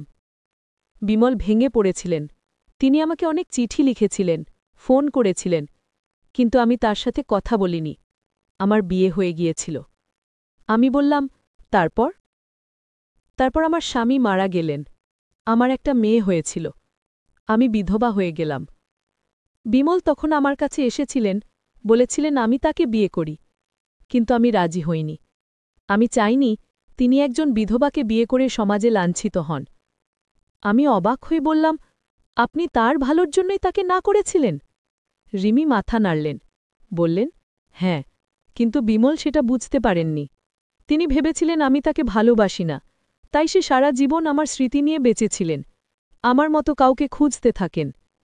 আমি বললাম, কিন্তু আপনি এখন কেন এসেছেন? রিমি বললেন, আমি শুনেছি তিনি বাসা ছেড়ে চলে গেছেন। আমি তাকে খুঁজে বের করতে চাই, তার সাথে কথা বলতে চাই, তাকে বোঝাতে চাই যে অতীত অতীতেই থাক, তিনি নতুন করে জীবন শুরু করুন। আমি বললাম, আমি তার ঠিকানা জানি না, তিনি কোথায় গেছেন তাও আমরা জানি না। রিমি বললেন, আমি খুঁজে বের করব। আপনাকে ধন্যবাদ। তিনি চলে গেলেন। আমি ভাবলাম, কি অদ্ভুত গল্প। শ্বশুরজি সারা জীবন একটা মানুষের পেছনে ছুটেছেন, কিন্তু সেই মানুষ তাকে ভালোবেসেই দূরে ঠেলে দিয়েছিলেন। কয়েকদিন পর শাশুড়ি আমাকে ডেকে বললেন, শ্রেয়সী, আমি তোমার সাথে কিছু কথা বলতে চাই। আমি বললাম, বলুন মা। তিনি বললেন, আমি জানি বিমল তোমার সাথে খারাপ আচরণ করেছে। আমি তাকে ক্ষমা করতে পারছি না, কিন্তু আমি তোমাকে একটা কথা বলতে চাই। আমি বললাম, কি মা? তিনি বললেন, বিমল সবসময় রিমির স্মৃতিতে বেঁচে ছিল। তিনি আমাকে ঠিকমতো ভালোবাসতেও পারেননি। আমি সারা জীবন একা বোধ করেছি, কিন্তু আমি কখনো কাউকে বলিনি। আমি চুপ করে সহ্য করেছি। আমার মন খারাপ হয়ে গেল। বললাম, মা, আপনি এত কষ্ট পেয়েছেন? তিনি মাথা নাড়লেন, বললেন, হ্যাঁ, কিন্তু আমার কিছু করার ছিল না। আমি বিমলকে ভালোবাসতাম, কিন্তু তিনি আমাকে কখনো ঠিকমতো ভালোবাসেননি। তার হৃদয়ে সবসময় রিমি ছিল। আমি তাকে জড়িয়ে ধরলাম, বললাম, মা, আপনি একা নন, আমরা সবাই আপনার সাথে আছি। তিনি হাসলেন, বললেন, জানি মা, তুমি খুব ভালো মেয়ে, সৌমিত্র ভাগ্যবান তোমাকে পেয়ে। কিন্তু ঠিক সেই রাতে আরও বড় একটা ধাক্কা এলো। রোহন আমার কাছে এসে বলল, মা, আমি একটা ব্যাপার জেনেছি। তুমি কি জানো দাদু কোথায় গেছেন? আমি বললাম, না, কেউ জানে না। রোহন বলল, আমি খুঁজে বের করেছি, দাদু একটা মানসিক হাসপাতালে ভর্তি হয়েছেন। আমি চমকে গেলাম, কি, মানসিক হাসপাতালে? রোহন বলল, হ্যাঁ, তিনি নিজে গিয়ে ভর্তি হয়েছেন। ডাক্তারদের বলেছেন তিনি মানসিক অসুস্থ, তিনি চিকিৎসা নিতে চান। সৌমিত্র শুনে কাঁদতে লাগল, বলল, বাবা এত কষ্টে ছিলেন, আমি কিছুই বুঝতে পারিনি। আমার মাথায় হাজারো প্রশ্ন ঘুরছিল। আমি বললাম, কিন্তু দেবব্রত, সে জানলে কি হবে? তিনি বললেন, দেবব্রত জানবে আমার মৃত্যুর পর, তখন আর কিছু করার থাকবে না। আর আমি একটা চিঠি লিখে রেখেছি, সেখানে সব ব্যাখ্যা করেছি। তিনি গাড়ি স্টার্ট দিলেন, বললেন, এখন বাড়ি চলো। আর একটা কথা, এই কথা কাউকে বলো না, এমনকি দেবব্রতকেও না। আমি চাই আমার শেষ দিনগুলো স্বাভাবিকভাবে কাটুক। আমি চুপচাপ বসে রইলাম। পুরো পথ কোনো কথা বললাম না। বাড়ি ফিরে আমি সোজা শোবার ঘরে চলে গেলাম। বিছানায় শুয়ে অনেক কাঁদলাম। পরের দিন থেকে আমি শ্বশুরজির দিকে অন্যভাবে তাকাতে শুরু করলাম। তিনি মরে যাচ্ছেন, আর ৬ মাস, এই চিন্তা আমাকে ভেঙে দিচ্ছিল। আমি তার প্রতি আরও যত্নশীল হয়ে উঠলাম। একদিন রিয়া জিজ্ঞেস করল, মা, দাদুকে অসুস্থ লাগছে, তুমি ডাক্তার দেখাচ্ছ? আমি বললাম, হ্যাঁ, দেখাচ্ছি, তুমি চিন্তা করো না। কিন্তু মনে মনে ভাবলাম, রিয়া কি টের পেয়েছে? সেই সপ্তাহে আরেকটা অদ্ভুত ঘটনা ঘটল। দেবব্রত অফিস থেকে ফিরে খুব রাগ করছিল। সে বলল, বাবা, আপনি কি করেছেন? আমি আজ ব্যাংক থেকে খবর পেলাম আপনি মেঘনাকে নমিনি করেছেন। কেন? শ্বশুরজি শান্ত গলায় বললেন, আমার ইচ্ছা, আমি যাকে চাই নমিনি করতে পারি। দেবব্রত বলল, কিন্তু আমি তো আছি, আমি আপনার ছেলে। শ্বশুরজি বললেন, তুমি আছো, কিন্তু মেঘনা বৌমা, সে তোমার স্ত্রী, একই কথা। দেবব্রত রেগে গেল, বলল, না, এটা ঠিক না, আপনি কি পাগল হয়ে গেছেন? শ্বশুরজি উঠে দাঁড়ালেন, তার চোখে রাগ, বললেন, দেবব্রত, সীমা মেনে কথা বলো। আমি পাগল হইনি, আমি জানি আমি কি করছি। দেবব্রত আমার দিকে তাকালো, বলল, তুমি কি এসব জানতে? আমি মাথা নিচু করলাম, বললাম, হ্যাঁ, কিন্তু আমি কিছু করিনি। বাবা নিজে থেকে করেছেন। দেবব্রত বলল, তুমি তো খুশিই হয়েছ, সম্পত্তি পাচ্ছ। আমার রাগ হলো। বললাম, তুমি কি বলছো? আমি কখনো সম্পত্তির জন্য কিছু চাইনি। বাবা যা করেছেন নিজের ইচ্ছায় করেছেন। দেবব্রত বলল, আমি এসব বিশ্বাস করি না। তুমি নিশ্চয়ই বাবাকে প্ররোচিত করেছ। শ্বশুরজি চিৎকার করে বললেন, থামো, মেঘনা কিছু করেনি। আমি নিজে ঠিক করেছি। তুমি যদি এই বাড়িতে থাকতে চাও তাহলে চুপ করে থাকো। দেবব্রত আর কিছু বলল না, কিন্তু তার চোখে রাগের আগুন। সেই রাতে দেবব্রত আমার সাথে কথা বলল না, সে অন্য ঘরে ঘুমল। আমি একা শুয়ে অনেক ভাবলাম, এই পরিবার কি ভেঙে যাচ্ছে? পরের কয়েক সপ্তাহ খুব কঠিন ছিল। দেবব্রত আমার সাথে ঠান্ডা ব্যবহার করত। রিয়া আর অয়ন টের পেয়ে গেল কিছু একটা সমস্যা হয়েছে। তারা চুপচাপ থাকত। শ্বশুরজির স্বাস্থ্য আরও খারাপ হতে শুরু করল। তিনি দুর্বল হয়ে পড়ছিলেন। একদিন তিনি আমাকে ডাকলেন, বললেন, বৌমা, আমার সময় ফুরিয়ে আসছে। আমি তোমাকে শেষ একটা কথা বলতে চাই। আমি তার পাশে বসলাম। তিনি আমার হাত ধরলেন, বললেন, বিশ্বাস করো, আমি জানি আমার এই পরিকল্পনা তোমাকে কষ্ট দিয়েছে, কিন্তু বিশ্বাস করো, আমি তোমার ভালোর জন্যই করেছি। তুমি এই পরিবারের সবচেয়ে গুরুত্বপূর্ণ মানুষ। তোমাকে রক্ষা করা আমার দায়িত্ব ছিল। আমি কাঁদতে শুরু করলাম। বললাম, বাবা, আপনি আরও কিছুদিন থাকুন। আমরা আপনাকে ছাড়া পারব না। তিনি মাথা নাড়লেন, বললেন, মৃত্যু কারোর জন্য অপেক্ষা করে না। কিন্তু তুমি শক্ত থাকবে, তুমি এই পরিবারকে সামলাবে। তিনি একটা খাম আমার হাতে দিলেন, বললেন, এই চিঠি আমার মৃত্যুর পর খুলবে। এতে সব লেখা আছে। দেবব্রত কি দেখাবে। আমি খামটা নিলাম। সেই রাতে শ্বশুরজির খুব খারাপ লাগল। আমরা তাকে হাসপাতালে নিয়ে গেলাম। ডাক্তার বললেন, আর কিছু করার নেই, তাকে বাড়িতে নিয়ে যান, পরিবারের সাথে শেষ সময় কাটাতে দিন। আমরা তাকে বাড়ি নিয়ে এলাম। পরের ৩ দিন তিনি বিছানায় শুয়ে রইলেন। আমি তার পাশে বসে থাকতাম। তিনি মাঝে মাঝে কথা বলতেন, স্মৃতিচারণ করতেন। চতুর্থ দিন ভোরে তিনি শেষ নিঃশ্বাস ত্যাগ করলেন। পুরো বাড়ি কান্নায় ভেঙে পড়ল। রিয়া আর অয়ন খুব কাঁদল। দেবব্রতও কাঁদল। আমি চুপচাপ বসে রইলাম। আমার চোখে জল ছিল, কিন্তু শব্দ ছিল না। শ্রাদ্ধের পর আমি চিঠিটা খুললাম। সেখানে লেখা ছিল, প্রিয় দেবব্রত, আমি এই চিঠি লিখছি তোমাকে সব ব্যাখ্যা করার জন্য।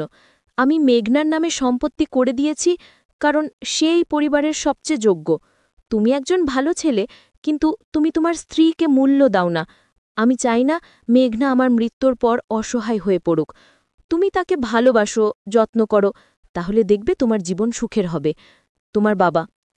আমি চিঠিটা দেবব্রতকে দিলাম। সে পড়ল। তার চোখে জল এলো। সে আমার দিকে তাকালো, বলল, আমি দুঃখিত। আমি বুঝতে পারিনি বাবা কি করছিলেন, আর আমি যে ব্যবহার করেছি তোমার সাথে সেটা ভুল ছিল। আমি কিছু বললাম না।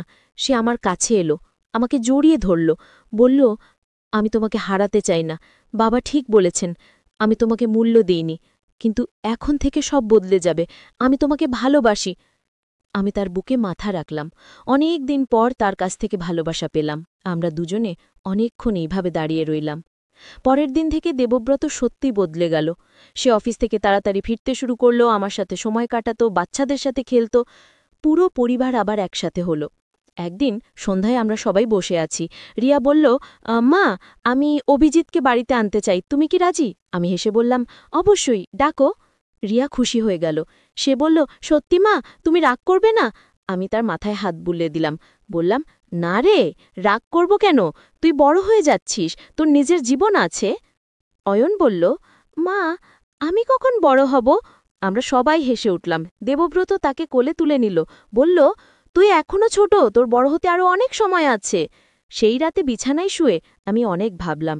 শ্বশুরজির সেই পুরো পরিকল্পনা, সেই চিঠি, সেই প্রস্তাব, সব ছিল একটা নাটক। তিনি আমাকে পরখ করছিলেন, আর আমি পাশ করেছি। কিন্তু একটা প্রশ্ন আমাকে তাড়া করছিল, আমি কি সত্যি পাশ করেছি? আমি তো মনে মনে শ্বশুরজির প্রস্তাবে আকৃষ্ট হয়েছিলাম। আমি তো ভেবেছিলাম, যদি রাজি হই তাহলে কি হতো? এটা কি পাপ? পরের সপ্তাহে আরেকটা চমক অপেক্ষা করছিল। শ্বশুরজির উকিল বাড়িতে এলেন। তিনি একটা বড় খাম নিয়ে এসেছিলেন। বললেন, এটা আপনার শ্বশুরজি আপনার জন্য রেখে গেছেন। তিনি বলেছিলেন তার মৃত্যুর 2 সপ্তাহ পর দিতে। আমি খামটা খুললাম। ভিতরে একটা চিঠি আর কিছু কাগজপত্র। চিঠিতে লেখা ছিল, প্রিয় মেঘনা, যদি তুমি এই চিঠি পড়ছ, তাহলে আমি আর নেই। আমি তোমাকে শেষ একটা সত্য বলতে চাই। আমি তোমাকে সত্যি ভালোবাসতাম, কিন্তু সেই ভালোবাসা একজন বাবার মতো। আমি তোমার মেয়ের মতো। আমি তোমাকে রক্ষা করতে চেয়েছিলাম। সেই চিঠি, সেই প্রস্তাব সব ছিল একটা নাটক। আমি দেখতে চেয়েছিলাম তুমি কতটা সৎ। তুমি প্রমাণ করেছ তুমি এই পরিবারের সবচেয়ে মূল্যবান সদস্য। এই কাগজপত্রে আরও কিছু সম্পত্তি আছে যা তোমার নামে করে দিয়েছি। এগুলো তোমার আর বাচ্চাদের ভবিষ্যতের জন্য। তুমি সুখে থাকো। তোমার শ্বশুর। আমার চোখ দিয়ে টপ টপ করে জল পড়তে লাগল। উকিল বললেন তিনি সত্যি আপনাকে মেয়ের মতো ভালোবাসতেন। আমি তার সাথে অনেক কথা বলেছি। তিনি সবসময় আপনার প্রশংসা করতেন। আমি কাগজপত্র দেখলাম, সেখানে 3টে দোকান, 2টো ফ্ল্যাট আর একটা বড় ব্যাংক ব্যালেন্সের কথা লেখা, সব আমার নামে। আমি অভিভূত হয়ে গেলাম। দেবব্রত কাগজপত্র দেখল, সে আমার দিকে তাকালো, বলল, বাবা তোমাকে সত্যি অনেক ভালোবাসতেন। তিনি জানতেন তুমি এই পরিবারের স্তম্ভ। আমি মাথা নিচু করলাম। সেই সন্ধ্যায় আমি শ্বশুরজির ছবির সামনে বসলাম। তার ছবির দিকে তাকিয়ে মনে মনে বললাম, বাবা আপনি আমার সাথে এত বড় খেলা খেললেন। আমি রেগে যাওয়া উচিত, কিন্তু আমি রাগ করতে পারছি না, কারণ আপনি আমার ভালোর জন্যই করেছিলেন। আপনি আমাকে শিখিয়েছেন যে সততাই সবচেয়ে বড় সম্পদ। আমি আপনার কাছে কৃতজ্ঞ। সেই রাত থেকে আমার জীবন বদলে গেল। আমি আর একজন সাধারণ গৃহিণী ছিলাম না। আমি ছিলাম একজন সম্পত্তির মালিক, একজন স্বাধীন নারী। কিন্তু আমি কখনো অহংকারী হইনি। আমি আগের মতোই পরিবারের সেবা করতাম। দেবব্রত আমাকে অনেক সম্মান করতে শুরু করল। সে বুঝতে পেরেছিল আমার মূল্য। রিয়া আর অয়ন আমাকে আরও বেশি ভালোবাসতে শুরু করল। কয়েক মাস পর রিয়া তার বন্ধু অভিজিৎকে বাড়িতে নিয়ে এলো। ছেলেটা খুব ভালো, ভদ্র, শিক্ষিত। আমরা সবাই তাকে পছন্দ করলাম। রিয়া খুশি হয়ে গেল। শ্বশুরজি এই দুর্বলতাটা ধরে ফেললেন। তিনি বললেন, আমি তোমাকে সময় দেব, তোমার সব কথা শুনব, তোমার প্রতিটা চাহিদা পূরণ করব। আমার চোখ ভিজে এলো। একটা গভীর শূন্যতা বুকের ভেতর অনুভব করলাম। কতদিন কেউ আমাকে এভাবে মূল্য দেয়নি। হঠাৎ বাইরে একটা শব্দ হলো, কেউ দরজায় ধাক্কা দিচ্ছে। আমরা দুজন চুপ করে গেলাম। দেবব্রতের গলা শুনলাম, বাবা, মা, তোমরা ভেতরে আছো? আমি স্বস্তির নিঃশ্বাস ফেললাম। শ্বশুরজি চিঠিটা দ্রুত বাক্সে রেখে দিলেন। দেবব্রত দরজা খুলে দিল। আমরা বেরিয়ে এলাম। তিনি জিজ্ঞেস করলেন, তোমরা এত সময় ভেতরে কি করছিলে? শ্বশুরজি বললেন, ট্রাঙ্ক খুঁজছিলাম, কিন্তু পাওয়া গেল না। আমি চুপ করে রইলাম। সেই রাতে ঘুম আসলো না। চিঠির কথা মনে পড়ছিল, শ্বশুরজির প্রস্তাব মনে পড়ছিল। একটা অদ্ভুত আবেগ মনে কাজ করছিল। আমি নিজেকে বোঝালাম এটা ভুল, কিন্তু মন কি শোনে? পরের দিন সকালে শ্বশুরজি আমার সাথে স্বাভাবিক আচরণ করলেন, যেন কিছুই হয়নি। কিন্তু তার চোখে একটা অপেক্ষার ভাব ছিল। আমি তার চোখে চোখ রাখতে পারছিলাম না। সপ্তাহ কাটল। আমি নিজেকে ব্যস্ত রাখার চেষ্টা করলাম, রান্না, পরিষ্কার, বাচ্চাদের দেখাশোনা। কিন্তু মনের একটা কোণে শ্বশুরজির কথা ঘুরপাক খাচ্ছিল। এক সন্ধ্যায় দেবব্রত বলল, আমি আগামীকাল কলকাতা যাব, অফিসের একটা জরুরি মিটিং আছে, 2 দিন থাকব। আমার বুক ধক করে উঠল। 2 দিন মানে এই শ্বশুরজির সাথে একা থাকা। পরের দিন দেবব্রত চলে গেল। রিয়া আর অয়ন স্কুলে। বাড়িতে শুধু আমি আর শ্বশুরজি। দুপুরে খাওয়ার পর শ্বশুরজি বললেন, বৌমা, আমাকে একটা কথা বলতে হবে, তুমি বসো। আমি বসলাম। তিনি আমার সামনে বসলেন, বললেন, আমি তোমার উত্তর চাই। তুমি কি আমার প্রস্তাবে রাজি? আমি মাথা নিচু করলাম, বললাম, বাবা, আমি এখনো ভাবছি, এটা একটা বড় সিদ্ধান্ত। তিনি আমার হাত ধরলেন, বললেন, আমি তোমাকে জোর করব না, কিন্তু জেনে রাখো, তুমি না বললে আমি তোমার সাথে থাকতে পারবো না। আমি এই বাড়ি ছেড়ে চলে যাব। আমার চোখে জল এলো। বললাম, বাবা, আপনি এমন বলবেন না, এটা আপনার বাড়ি। তিনি মাথা নাড়লেন, বললেন, এখন এই বাড়ি আমার কাছে জেল মনে হয়। তোমাকে দেখে আর কাছে পাই না, এটা সহ্য করা কঠিন। আমি হাত সরিয়ে নিলাম, বললাম, বাবা, আমার সময় লাগবে। তিনি দাঁড়িয়ে গেলেন, বললেন, ঠিক আছে, আমি অপেক্ষা করব, কিন্তু খুব বেশি দিন নয়। সেই রাতে আমি অনেক ভাবলাম। শ্বশুরজির কথা, দেবব্রতের উদাসীনতা, আমার একাকিত্ব সব মিলিয়ে একটা ঝড় মনে চলছিল। পরের দিন সকালে একটা ঘটনা ঘটল যা সবকিছু বদলে দিল। রিয়া স্কুল থেকে ফিরে এসে বলল, মা, আমার একটা খবর আছে। আমার ক্লাসে একটা নতুন ছেলে এসেছে, তার নাম অভিজিৎ। সে খুব ভালো। আমি হেসে বললাম, ভালো মানে? রিয়ার মুখ লাল হয়ে গেল, বলল, মানে সে পড়াশোনায় ভালো আর তার সাথে কথা বলতে ভালো লাগে। আমি বুঝলাম রিয়ার প্রথম ক্রাশ হয়েছে। সন্ধ্যায় শ্বশুরজি রিয়াকে বললেন, তোমার এই অভিজিৎকে বাড়ি নিয়ে এসো একদিন। রিয়া লজ্জা পেয়ে গেল, বলল, দাদু, সে শুধু বন্ধু। শ্বশুরজি হাসলেন, বললেন, বন্ধুই তো, তাই বাড়ি ডাকো। এই ঘটনা আমাকে চিন্তায় ফেলে দিল। রিয়া বড় হয়ে যাচ্ছে, তার জীবনে নতুন অধ্যায় শুরু হচ্ছে। আমি যদি শ্বশুরজির সাথে চলে যাই তাহলে রিয়ার কি হবে, অয়নের কি হবে? সেই রাতে দেবব্রত ফিরে এলো। সে খুব ক্লান্ত দেখাচ্ছিল, খেয়ে শুয়ে পড়ল। আমি পাশে বসলাম, বললাম, তুমি কি আমাকে ভালোবাসো? সে ঘুমের ঘরে বলল, হ্যাঁ, এখন ঘুমাতে দাও। আমার মন খারাপ হয়ে গেল। এটাই তো আমার জীবন, একটা যান্ত্রিক জীবন যেখানে ভালোবাসা নেই, যত্ন নেই। পরের দিন শ্বশুরজি আমাকে বললেন, বৌমা, আমাকে জমির রেজিস্ট্রেশন অফিসে যেতে হবে, তুমি সাথে আসবে? আমি জিজ্ঞেস করলাম, আমার কেন লাগবে? তিনি বললেন, তোমার স্বাক্ষর লাগবে, চলো। আমি হাসলাম, বললাম, হ্যাঁ, 10 বছর, কত তাড়াতাড়ি সময়ে চলে গেল। শ্বশুরজি এসে বললেন, শ্রেয়সী, তুমি তৈরি হও, বিকেলে আমরা সবাই মিলে একটা রেস্তোরাঁয় যাব। আমি মাথা নাড়লাম, কিন্তু ভেতরে ভেতরে ভয় লাগছিল। তিনি আবার কিছু করবেন না তো? বিকেলে সবাই তৈরি হল। আমরা একটা বড় রেস্তোরাঁয় গেলাম। সেখানে সৌমিত্রের অনেক বন্ধু আত্মীয়স্বজন এসেছে। সবাই আমাদের শুভেচ্ছা জানাল। খাবার পর সৌমিত্র একটা কেক কাটল, সবাই গান গাইল। রোহন একটা গিটার বাজিয়ে গান গাইল। তিয়াস একটা কবিতা পড়ল। সবাই খুশি। কিন্তু আমি লক্ষ্য করলাম, শ্বশুরজি সারাক্ষণ আমার দিকে তাকিয়ে আছেন। তার চোখে সেই অদ্ভুত দৃষ্টি। আমি অস্বস্তি বোধ করছিলাম। রাতে বাসায় ফিরলাম, সবাই ক্লান্ত। শাশুড়ি শুয়ে পড়লেন, রোহন আর তিয়াসা ঘুমিয়ে গেল। সৌমিত্র বলল, তুমি একটু বিশ্রাম নাও, আমি একটু অফিসের কাজ শেষ করি। আমি রুমে গেলাম। হঠাৎ দেখি শ্বশুরজি আবার দরজায়। তিনি ভেতরে এসে দরজা বন্ধ করে দিলেন।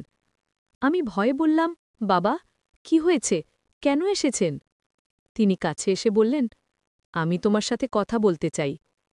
আমি বললাম, এখন না বাবা, এত রাতে, সৌমিত্র আসবে।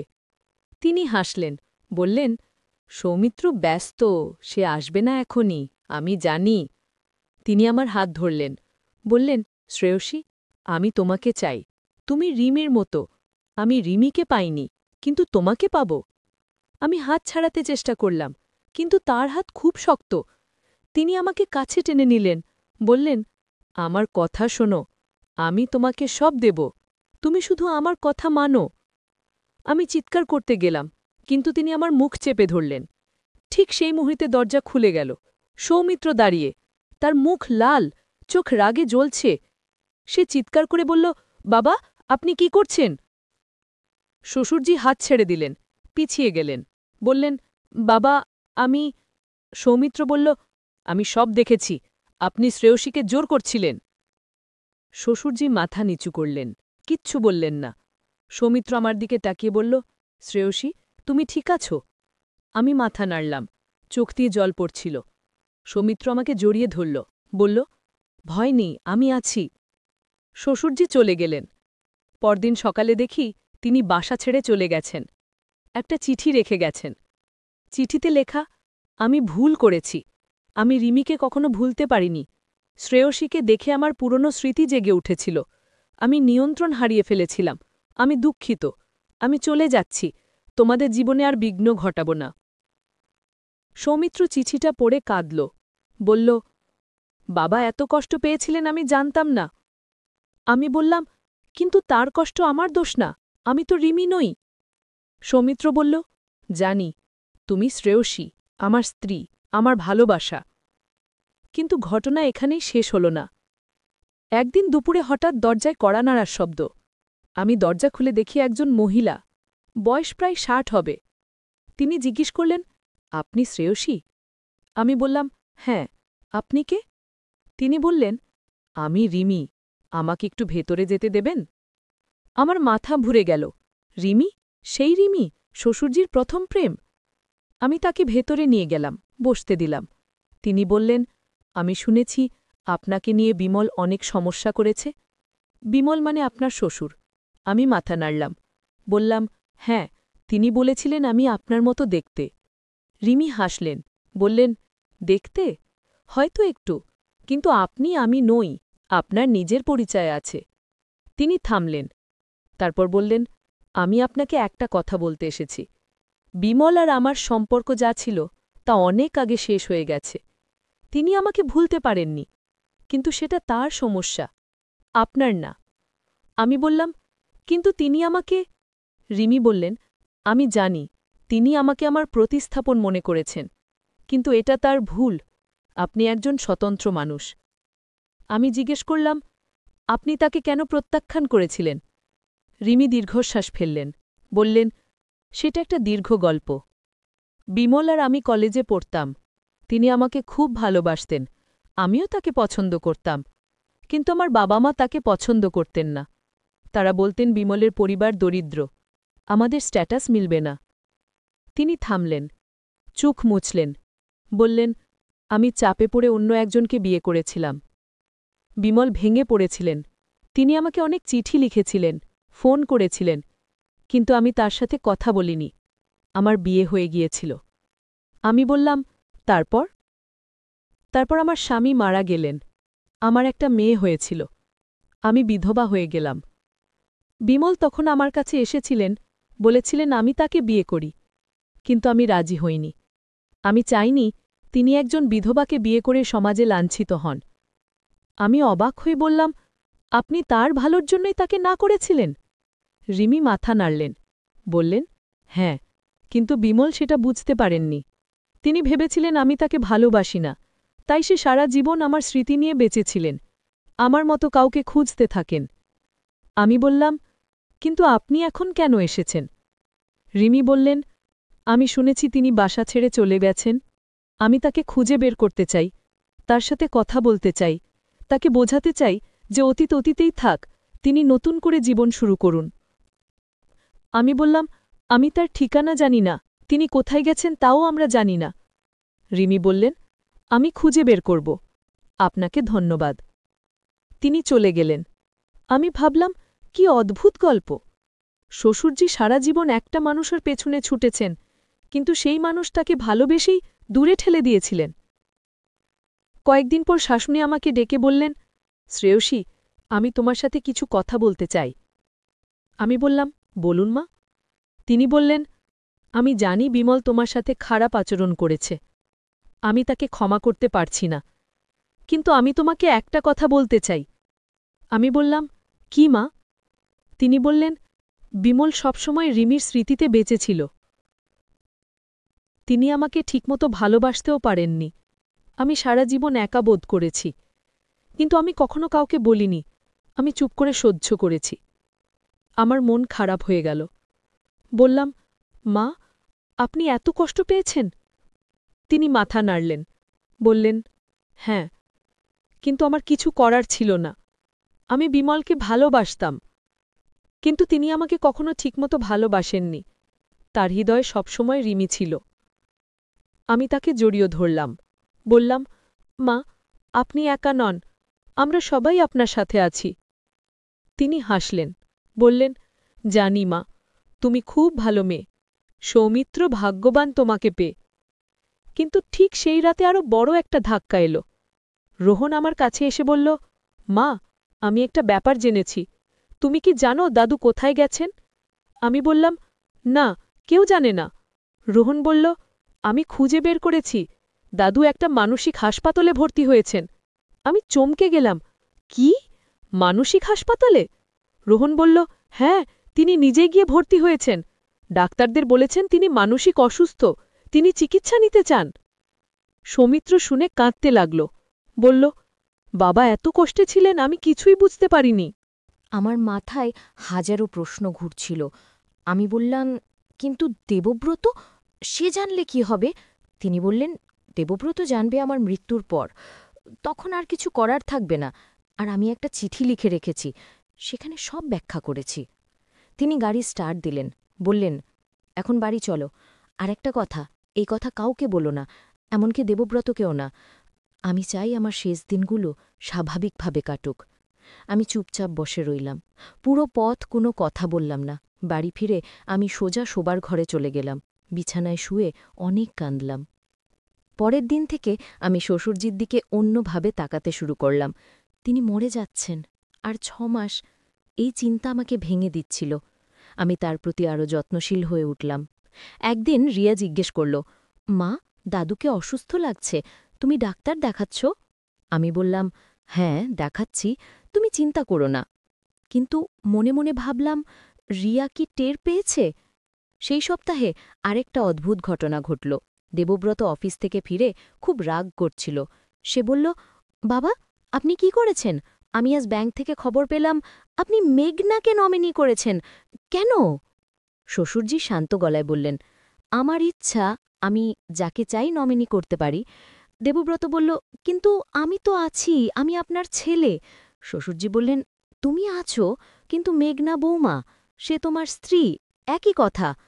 দেবব্রত রেগে গেল, বলল, না, এটা ঠিক না। আপনি কি পাগল হয়ে গেছেন? শ্বশুরজি উঠে দাঁড়ালেন, তার চোখে রাগ। বললেন, দেবব্রত, সীমা মেনে কথা বলো। আমি পাগল হইনি, আমি জানি আমি কি করছি। দেবব্রত আমার দিকে তাকালো, বলল, তুমি কি এসব জানতে? আমি মাথা নিচু করলাম, বললাম, হ্যাঁ, কিন্তু আমি কিছু করিনি। বাবা নিজে থেকে করেছেন। দেবব্রত বলল, তুমি তো খুশিই হয়েছ, সম্পত্তি পাচ্ছ। আমার রাগ হলো, বললাম, তুমি কি বলছো? আমি কখনো সম্পত্তির জন্য কিছু চাইনি। বাবা যা করেছেন নিজের ইচ্ছায় করেছেন। দেবব্রত বলল, আমি এসব বিশ্বাস করি না। তুমি নিশ্চয়ই বাবাকে প্ররোচিত করেছ। শ্বশুরজি চিৎকার করে বললেন, থামো, মেঘনা কিছু করেনি, আমি নিজে ঠিক করেছি। তুমি যদি এই বাড়িতে থাকতে চাও তাহলে চুপ করে থাকো। দেবব্রত আর কিছু বলল না, কিন্তু তার চোখে রাগের আগুন। সেই রাতে দেবব্রত আমার সাথে কথা বলল না, সে অন্য ঘরে ঘুমল। আমি একা শুয়ে অনেক ভাবলাম, এই পরিবার কি ভেঙে যাচ্ছে? পরের কয়েক সপ্তাহ খুব কঠিন ছিল। দেবব্রত আমার সাথে ঠান্ডা ব্যবহার করত। রিয়া আর অয়ন টের পেয়ে গেল কিছু একটা সমস্যা হয়েছে, তারা চুপচাপ থাকত। শ্বশুরজির স্বাস্থ্য আরও খারাপ হতে শুরু করল, তিনি দুর্বল হয়ে পড়ছিলেন। একদিন তিনি আমাকে ডাকলেন, বললেন, বৌমা, আমার সময় ফুরিয়ে আসছে, আমি তোমাকে শেষ একটা কথা বলতে চাই। আমি তার পাশে বসলাম, তিনি আমার হাত ধরলেন, বললেন, বিশ্বাস করো, আমি জানি আমার এই পরিকল্পনা তোমাকে কষ্ট দিয়েছে, কিন্তু বিশ্বাস করো, আমি তোমার ভালোর জন্যই করেছি। তুমি এই পরিবারের সবচেয়ে গুরুত্বপূর্ণ মানুষ, তোমাকে রক্ষা করা আমার দায়িত্ব ছিল। আমি কাঁদতে শুরু করলাম, বললাম, বাবা, আপনি আরও কিছুদিন থাকুন, আমরা আপনাকে ছাড়া পারব না। তিনি মাথা নাড়লেন, বললেন, মৃত্যু কারোর জন্য অপেক্ষা করে না, কিন্তু তুমি শব্দ থাকবে, তুমি এই পরিবারকে সামলাবে। তিনি একটা খাম আমার হাতে দিলেন, বললেন, এই চিঠি আমার মৃত্যুর পর খুলবে, এতে সব লেখা আছে, দেবব্রত কি দেখাবে। আমি খামটা নিলাম। সেই রাতে শ্বশুরজির খুব খারাপ লাগল। আমরা তাকে হাসপাতালে নিয়ে গেলাম। ডাক্তার বললেন, আর কিছু করার নেই, তাকে বাড়িতে নিয়ে যান, পরিবারের সাথে শেষ সময় কাটাতে দিন। আমরা তাকে বাড়ি নিয়ে এলাম। পরের ৩ দিন তিনি বিছানায় শুয়ে রইলেন, আমি তার পাশে বসে থাকতাম। তিনি মাঝে মাঝে কথা বলতেন, স্মৃতিচারণ করতেন। চতুর্থ দিন ভোরে তিনি শেষ নিঃশ্বাস ত্যাগ করলেন। পুরো বাড়ি কান্নায় ভেঙে পড়ল। রিয়া আর অয়ন খুব কাঁদল, দেবব্রতও কাঁদল। আমি চুপচাপ বসে রইলাম, আমার চোখে জল ছিল, কিন্তু শব্দ ছিল না। শ্রাদ্ধের পর আমি চিঠিটা খুললাম, সেখানে লেখা ছিল, প্রিয় দেবব্রত, আমি এই চিঠি লিখছি তোমাকে সব ব্যাখ্যা করার জন্য। আমি মেঘনার নামে সম্পত্তি করে দিয়েছি, কারণ সেই পরিবারের সবচেয়ে যোগ্য। তুমি একজন ভালো ছেলে, কিন্তু তুমি তোমার স্ত্রীকে মূল্য দাও না। আমি চাই না মেঘনা আমার মৃত্যুর পর অসহায় হয়ে পড়ুক। তুমি তাকে ভালোবাসো, যত্ন করো, তাহলে দেখবে তোমার জীবন সুখের হবে। তোমার বাবা। আমি চিঠিটা দেবব্রতকে দিলাম, সে পড়ল, তার চোখে জল এলো, সে আমার দিকে তাকালো, বলল, আমি দুঃখিত, আমি বুঝতে পারিনি বাবা কি করছিলেন, আর আমি যে ব্যবহার করেছি তোমার সাথে সেটা ভুল ছিল। আমি কিছু বললাম না, সে আমার কাছে এলো, আমাকে জড়িয়ে ধরল, বলল, আমি তোমাকে হারাতে চাই না, বাবা ঠিক বলেছেন, আমি তোমাকে মূল্য দেইনি, কিন্তু এখন থেকে সব বদলে যাবে, আমি তোমাকে ভালোবাসি। আমি তার বুকে মাথা রাখলাম। অনেক দিন পর তার কাছ থেকে ভালোবাসা পেলাম। আমরা দুজনে অনেকক্ষণ এইভাবে দাঁড়িয়ে রইলাম। পরের দিন থেকে দেবব্রত সত্যি বদলে গেল। সে অফিস থেকে তাড়াতাড়ি ফিরতে শুরু করল, আমার সাথে সময় কাটাতো, বাচ্চাদের সাথে খেলত। পুরো পরিবার আবার একসাথে হলো। একদিন সন্ধ্যায় আমরা সবাই বসে আছি। রিয়া বলল, মা, আমি অভিজিৎকে বাড়িতে আনতে চাই, তুমি কি রাজি? আমি হেসে বললাম, অবশ্যই, ডাকো। রিয়া খুশি হয়ে গেল। সে বলল, সত্যি মা, তুমি রাগ করবে না? আমি তার মাথায় হাত বুলিয়ে দিলাম, বললাম, না রে, রাগ করব কেন? তুই বড় হয়ে যাচ্ছিস, তোর নিজের জীবন আছে। অয়ন বলল, মা, আমি কখন বড় হব? আমরা সবাই হেসে উঠলাম। দেবব্রত তাকে কোলে তুলে নিল, বলল, তুই এখনো ছোট, তোর বড় হতে আরো অনেক সময় আছে। সেই রাতে বিছানায় শুয়ে আমি অনেক ভাবলাম। শ্বশুরজির সেই পুরো পরিকল্পনা, সেই চিঠি, সেই প্রস্তাব সব ছিল একটা নাটক। তিনি আমাকে পরখ করছিলেন, আর আমি পাশ করেছি। কিন্তু একটা প্রশ্ন আমাকে তাড়া করছিল, আমি কি সত্যি পাশ করেছি? আমি তো মনে মনে শ্বশুরজির প্রস্তাবে আকৃষ্ট হয়েছিলাম। আমি তো ভেবেছিলাম যদি রাজি হই তাহলে কি হতো। এটা কি পাপ? পরের সপ্তাহে আরেকটা চমক অপেক্ষা করছিল। শ্বশুরজির উকিল বাড়িতে এলেন। তিনি একটা বড় খাম নিয়ে এসেছিলেন। বললেন, এটা আপনার শ্বশুরজি আপনার জন্য রেখে গেছেন। তিনি বলেছিলেন তার মৃত্যুর 2 সপ্তাহ পর দিতে। আমি খামটা খুললাম। ভিতরে একটা চিঠি আর কিছু কাগজপত্র। চিঠিতে লেখা ছিল, প্রিয় মেঘনা, যদি তুমি এই চিঠি পড়ছ তাহলে আমি আর নেই। আমি তোমাকে শেষ একটা সত্য বলতে চাই। আমি তোমাকে সত্যি ভালোবাসতাম, কিন্তু সেই ভালোবাসা একজন বাবার মতো। আমি তোমার মেয়ের মতো। আমি তোমাকে রক্ষা করতে চেয়েছিলাম। সেই চিঠি, সেই প্রস্তাব সব ছিল একটা নাটক। আমি দেখতে চেয়েছিলাম তুমি কতটা সৎ। তুমি প্রমাণ করেছ তুমি এই পরিবারের সবচেয়ে মূল্যবান সদস্য। এই কাগজপত্রে আরও কিছু সম্পত্তি আছে যা তোমার নামে করে দিয়েছি। এগুলো তোমার আর বাচ্চাদের ভবিষ্যতের জন্য। তুমি সুখে থাকো, তোমার শ্বশুর। আমার চোখ দিয়ে টপ টপ করে জল পড়তে লাগল। উকিল বললেন, তিনি সত্যি আপনাকে মেয়ের মতো ভালোবাসতেন। আমি তার সাথে অনেক কথা বলেছি। তিনি সবসময় আপনার প্রশংসা করতেন।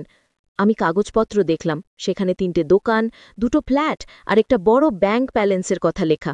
সব আমার নামে। আমি অভিভূত হয়ে গেলাম। দেবব্রত কাগজপত্র দেখল। সে আমার দিকে তাকালো। বলল, বাবা তোমাকে সত্যি অনেক ভালোবাসতেন। তিনি জানতেন তুমি এই পরিবারের স্তম্ভ। আমি মাথা নিচু করলাম। সেই সন্ধ্যায় আমি শ্বশুরজির ছবির সামনে বসলাম। তার ছবির দিকে তাকিয়ে মনে মনে বললাম, বাবা, আপনি আমার সাথে এত বড় খেলা খেললেন। আমি রেগে যাওয়া উচিত, কিন্তু আমি রাগ করতে পারছি না, কারণ আপনি আমার ভালোর জন্যই করেছিলেন। আপনি আমাকে শিখিয়েছেন যে সততাই সবচেয়ে বড় সম্পদ। আমি আপনার কাছে কৃতজ্ঞ। সেই রাত থেকে আমার জীবন বদলে গেল। আমি আর একজন সাধারণ গৃহিণী ছিলাম না। আমি ছিলাম একজন সম্পত্তির মালিক, একজন স্বাধীন নারী। কিন্তু আমি কখনো অহংকারী হইনি। আমি আগের মতোই পরিবারের সেবা করতাম। দেবব্রত আমাকে অনেক সম্মান করতে শুরু করল। সে বুঝতে পেরেছিল আমার মূল্য। রিয়া আর অয়ন আমাকে আরও বেশি ভালোবাসতে শুরু করল। কয়েক মাস পর রিয়া তার বন্ধু অভিজিৎকে বাড়িতে নিয়ে এলো। ছেলেটা খুব ভালো, ভদ্র, শিক্ষিত। আমরা সবাই তাকে পছন্দ করলাম। রিয়া খুশি হয়ে গেল। শ্বশুরজি এই দুর্বলতাটা ধরে ফেললেন। তিনি বললেন, আমি তোমাকে সময় দেব, তোমার সব কথা শুনব, তোমার প্রতিটা চাহিদা পূরণ করব। আমার চোখ ভিজে এলো। একটা গভীর শূন্যতা বুকের ভেতর অনুভব করলাম। কতদিন কেউ আমাকে এভাবে মূল্য দেয়নি। হঠাৎ বাইরে একটা শব্দ হলো, কেউ দরজায় ধাক্কা দিচ্ছে। আমরা দুজন চুপ করে গেলাম। দেবব্রতের গলা শুনলাম, বাবা, মা, তোমরা ভেতরে আছো? আমি স্বস্তির নিঃশ্বাস ফেললাম। শ্বশুরজি চিঠিটা দ্রুত বাক্সে রেখে দিলেন। দেবব্রত দরজা খুলে দিল। আমরা বেরিয়ে এলাম। তিনি জিজ্ঞেস করলেন, তোমরা এত সময় ভেতরে কি করছিলে? শ্বশুরজি বললেন, ট্রাঙ্ক খুঁজছিলাম, কিন্তু পাওয়া গেল না। আমি চুপ করে রইলাম। সেই রাতে ঘুম আসল না। চিঠির কথা মনে পড়ছিল, শ্বশুরজির প্রস্তাব মনে পড়ছিল। একটা অদ্ভুত আবেগ মনে কাজ করছিল। আমি নিজেকে বোঝালাম এটা ভুল, কিন্তু মন কি শোনে? পরের দিন সকালে শ্বশুরজি আমার সাথে স্বাভাবিক আচরণ করলেন, যেন কিছুই হয়নি। কিন্তু তার চোখে একটা অপেক্ষার ভাব ছিল। আমি তার চোখে চোখ রাখতে পারছিলাম না। সপ্তাহ কাটল। আমি নিজেকে ব্যস্ত রাখার চেষ্টা করলাম, রান্না, পরিষ্কার, বাচ্চাদের দেখাশোনা। কিন্তু মনের একটা কোণে শ্বশুরজির কথা ঘুরপাক খাচ্ছিল। এক সন্ধ্যায় দেবব্রত বলল, আমি আগামীকাল কলকাতা যাব। অফিসের একটা জরুরি মিটিং আছে, 2 দিন থাকব। আমার বুক ধক করে উঠল। 2 দিন মানে এই শ্বশুরজির সাথে একা থাকা। পরের দিন দেবব্রত চলে গেল। রিয়া আর অয়ন স্কুলে। বাড়িতে শুধু আমি আর শ্বশুরজি। দুপুরে খাওয়ার পর শ্বশুরজি বললেন, বৌমা, আমাকে একটা কথা বলতে হবে, তুমি বসো। আমি বসলাম। তিনি আমার সামনে বসলেন, বললেন, আমি তোমার উত্তর চাই। তুমি কি আমার প্রস্তাবে রাজি? আমি মাথা নিচু করলাম। বললাম, বাবা, আমি এখনো ভাবছি, এটা একটা বড় সিদ্ধান্ত। তিনি আমার হাত ধরলেন, বললেন, আমি তোমাকে জোর করব না, কিন্তু জেনে রাখো, তুমি না বললে আমি তোমার সাথে থাকতে পারব না। আমি এই বাড়ি ছেড়ে চলে যাব। আমার চোখে জল এলো। বললাম, বাবা, আপনি এমন বলবেন না, এটা আপনার বাড়ি। তিনি মাথা নাড়লেন, বললেন, এখন এই বাড়ি আমার কাছে জেল মনে হয়। তোমাকে দেখে আর কাছে পাই না, এটা সহ্য করা কঠিন। আমি হাত সরিয়ে নিলাম, বললাম, বাবা, আমার সময় লাগবে। তিনি দাঁড়িয়ে গেলেন, বললেন, ঠিক আছে, আমি অপেক্ষা করব, কিন্তু খুব বেশি দিন নয়। সেই রাতে আমি অনেক ভাবলাম। শ্বশুরজির কথা, দেব্রতের উদাসীনতা, আমার একাকিত্ব সব মিলিয়ে একটা ঝড় মনে চলছিল। পরের দিন সকালে একটা ঘটনা ঘটল যা সবকিছু বদলে দিল। রিয়া স্কুল থেকে ফিরে এসে বলল, মা, আমার একটা খবর আছে। আমার ক্লাসে একটা নতুন ছেলে এসেছে, তার নাম অভিজিৎ। সে খুব ভালো। আমি হেসে বললাম, ভালো মানে? রিয়ার মুখ লাল হয়ে গেল। বলল, মানে সে পড়াশোনায় ভালো আর তার সাথে কথা বলতে ভালো লাগে। আমি বুঝলাম রিয়ার প্রথম ক্রাশ হয়েছে। সন্ধ্যায় শ্বশুরজি রিয়াকে বললেন, তোমার এই অভিজিৎকে বাড়ি নিয়ে এসো একদিন। রিয়া লজ্জা পেয়ে গেল, বলল, দাদু, সে শুধু বন্ধু। শ্বশুরজি হাসলেন, বললেন, বন্ধুই তো, তাই বাড়ি ডাকো। এই ঘটনা আমাকে চিন্তায় ফেলে দিল। রিয়া বড় হয়ে যাচ্ছে, তার জীবনে নতুন অধ্যায় শুরু হচ্ছে। আমি যদি শ্বশুরজির সাথে চলে যাই, তাহলে রিয়ার কি হবে, অয়নের কি হবে? সেই রাতে দেব্রত ফিরে এলো। সে খুব ক্লান্ত দেখাচ্ছিল, খেয়ে শুয়ে পড়ল। আমি পাশে বসলাম, বললাম, তুমি কি আমাকে ভালোবাসো? সে ঘুমের ঘরে বলল, হ্যাঁ, এখন ঘুমাতে দাও। আমার মন খারাপ হয়ে গেল। এটাই তো আমার জীবন, একটা যান্ত্রিক জীবন যেখানে ভালোবাসা নেই, যত্ন নেই। পরের দিন শ্বশুরজি আমাকে বললেন, বৌমা, আমাকে জমির রেজিস্ট্রেশন অফিসে যেতে হবে, তুমি সাথে আসবে? আমি জিজ্ঞেস করলাম, আমার কেন লাগবে? তিনি বললেন, তোমার স্বাক্ষর লাগবে, চলো। আমি হাসলাম, বললাম, হ্যাঁ, 10 বছর, কত তাড়াতাড়ি সময় চলে গেল। শ্বশুরজি এসে বললেন, শ্রেয়সী, তুমি তৈরি হও, বিকেলে আমরা সবাই মিলে একটা রেস্তোরাঁয় যাব। আমি মাথা নাড়লাম, কিন্তু ভেতরে ভেতরে ভয় লাগছিল। তিনি আবার কিছু করবেন না তো? বিকেলে সবাই তৈরি হল। আমরা একটা বড় রেস্তোরাঁয় গেলাম। সেখানে সৌমিত্রের অনেক বন্ধু, আত্মীয়স্বজন এসেছে। সবাই আমাদের শুভেচ্ছা জানাল। খাবার পর সৌমিত্র একটা কেক কাটল। সবাই গান গাইল। রোহন একটা গিটার বাজিয়ে গান গাইল। তিয়াস একটা কবিতা পড়ল। সবাই খুশি। কিন্তু আমি লক্ষ্য করলাম, শ্বশুর যে সারাক্ষণ আমার দিকে তাকিয়ে আছেন। তার চোখে সেই অদ্ভুত দৃষ্টি। আমি অস্বস্তি বোধ করছিলাম। রাতে বাসায় ফিরলাম। সবাই ক্লান্ত। শাশুড়ি শুয়ে পড়লেন। রোহন আর তিয়াসা ঘুমিয়ে গেল। সৌমিত্র বলল, তুমি একটু বিশ্রাম নাও, আমি একটু অফিসের কাজ শেষ করি। আমি রুমে গেলাম। হঠাৎ দেখি শ্বশুরজি আবার দরজায়। তিনি ভেতরে এসে দরজা বন্ধ করে দিলেন। আমি ভয়ে বললাম, বাবা, কি হয়েছে, কেন এসেছেন? তিনি কাছে এসে বললেন, আমি তোমার সাথে কথা বলতে চাই। আমি বললাম, এখন না বাবা, এত রাতে, সৌমিত্র আসবে। তিনি হাসলেন, বললেন, সৌমিত্র ব্যস্ত, সে আসবে না এখনই, আমি জানি। তিনি আমার হাত ধরলেন, বললেন, শ্রেয়সী, আমি তোমাকে চাই। তুমি রিমির মতো। আমি রিমিকে পাইনি, কিন্তু তোমাকে পাব। আমি হাত ছাড়াতে চেষ্টা করলাম, কিন্তু তার হাত খুব শক্ত। তিনি আমাকে কাছে টেনে নিলেন, বললেন, আমার কথা শোনো, আমি তোমাকে সব দেব, তুমি শুধু আমার কথা মানো। আমি চিৎকার করতে গেলাম, কিন্তু তিনি আমার মুখ চেপে ধরলেন। ঠিক সেই মুহূর্তে দরজা খুলে গেল। সৌমিত্র দাঁড়িয়ে, তার মুখ লাল, চোখ রাগে জ্বলছে। সে চিৎকার করে বলল, বাবা, আপনি কি করছেন? শ্বশুরজি হাত ছেড়ে দিলেন, পিছিয়ে গেলেন, বললেন, বাবা, আমি। সৌমিত্র বলল, আমি সব দেখেছি, আপনি শ্রেয়সীকে জোর করছিলেন। শ্বশুরজি মাথা নিচু করলেন, কিচ্ছু বললেন না। সৌমিত্র আমার দিকে তাকিয়ে বলল, শ্রেয়সী, তুমি ঠিক আছো? আমি মাথা নাড়লাম, চোখ দিয়ে জল পড়ছিল। সৌমিত্র আমাকে জড়িয়ে ধরল, বলল, ভয় নেই, আমি আছি। শ্বশুরজি চলে গেলেন। পরদিন সকালে দেখি তিনি বাসা ছেড়ে চলে গেছেন। একটা চিঠি রেখে গেছেন। চিঠিতে লেখা, আমি ভুল করেছি। আমি রিমিকে কখনো ভুলতে পারিনি। শ্রেয়সীকে দেখে আমার পুরনো স্মৃতি জেগে উঠেছিল। আমি নিয়ন্ত্রণ হারিয়ে ফেলেছিলাম। আমি দুঃখিত। আমি চলে যাচ্ছি। তোমাদের জীবনে আর বিঘ্ন ঘটাব না। সৌমিত্র চিঠিটা পড়ে কাঁদল। বলল, বাবা এত কষ্ট পেয়েছিলেন আমি জানতাম না। আমি বললাম, কিন্তু তার কষ্ট আমার দোষ না, আমি তো রিমি নই। সৌমিত্র বলল, জানি, তুমি শ্রেয়সী, আমার স্ত্রী, আমার ভালোবাসা। কিন্তু ঘটনা এখানেই শেষ হল না। একদিন দুপুরে হঠাৎ দরজায় কড়া নাড়ার শব্দ। আমি দরজা খুলে দেখি একজন মহিলা, বয়স প্রায় 60 হবে। তিনি জিজ্ঞেস করলেন, আপনি শ্রেয়সী? আমি বললাম, হ্যাঁ, আপনি কে? তিনি বললেন, আমি রিমি, আমাকে একটু ভেতরে যেতে দেবেন? আমার মাথা ঘুরে গেল। রিমি? সেই রিমি, শ্বশুরজির প্রথম প্রেম? আমি তাকে ভেতরে নিয়ে গেলাম, বসতে দিলাম। তিনি বললেন, আমি শুনেছি আপনাকে নিয়ে বিমল অনেক সমস্যা করেছে। বিমল মানে আপনার শ্বশুর। আমি মাথা নাড়লাম। বললাম, হ্যাঁ, তিনি বলেছিলেন আমি আপনার মতো দেখতে। রিমি হাসলেন, বললেন, দেখতে? হয়তো একটু, কিন্তু আপনি আমি নই, আপনার নিজের পরিচয় আছে। তিনি থামলেন। তারপর বললেন, আমি আপনাকে একটা কথা বলতে এসেছি। বিমল আর আমার সম্পর্ক যা ছিল তা অনেক আগে শেষ হয়ে গেছে। তিনি আমাকে ভুলতে পারেননি, কিন্তু সেটা তার সমস্যা, আপনার না। আমি বললাম, কিন্তু তিনি আমাকে। রিমি বললেন, আমি জানি তিনি আমাকে আমার প্রতিস্থাপন মনে করেছেন, কিন্তু এটা তার ভুল। আপনি একজন স্বতন্ত্র মানুষ। আমি জিজ্ঞেস করলাম, আপনি তাকে কেন প্রত্যাখ্যান করেছিলেন? রিমি দীর্ঘশ্বাস ফেললেন, বললেন, সেটা একটা দীর্ঘ গল্প। বিমল আর আমি কলেজে পড়তাম।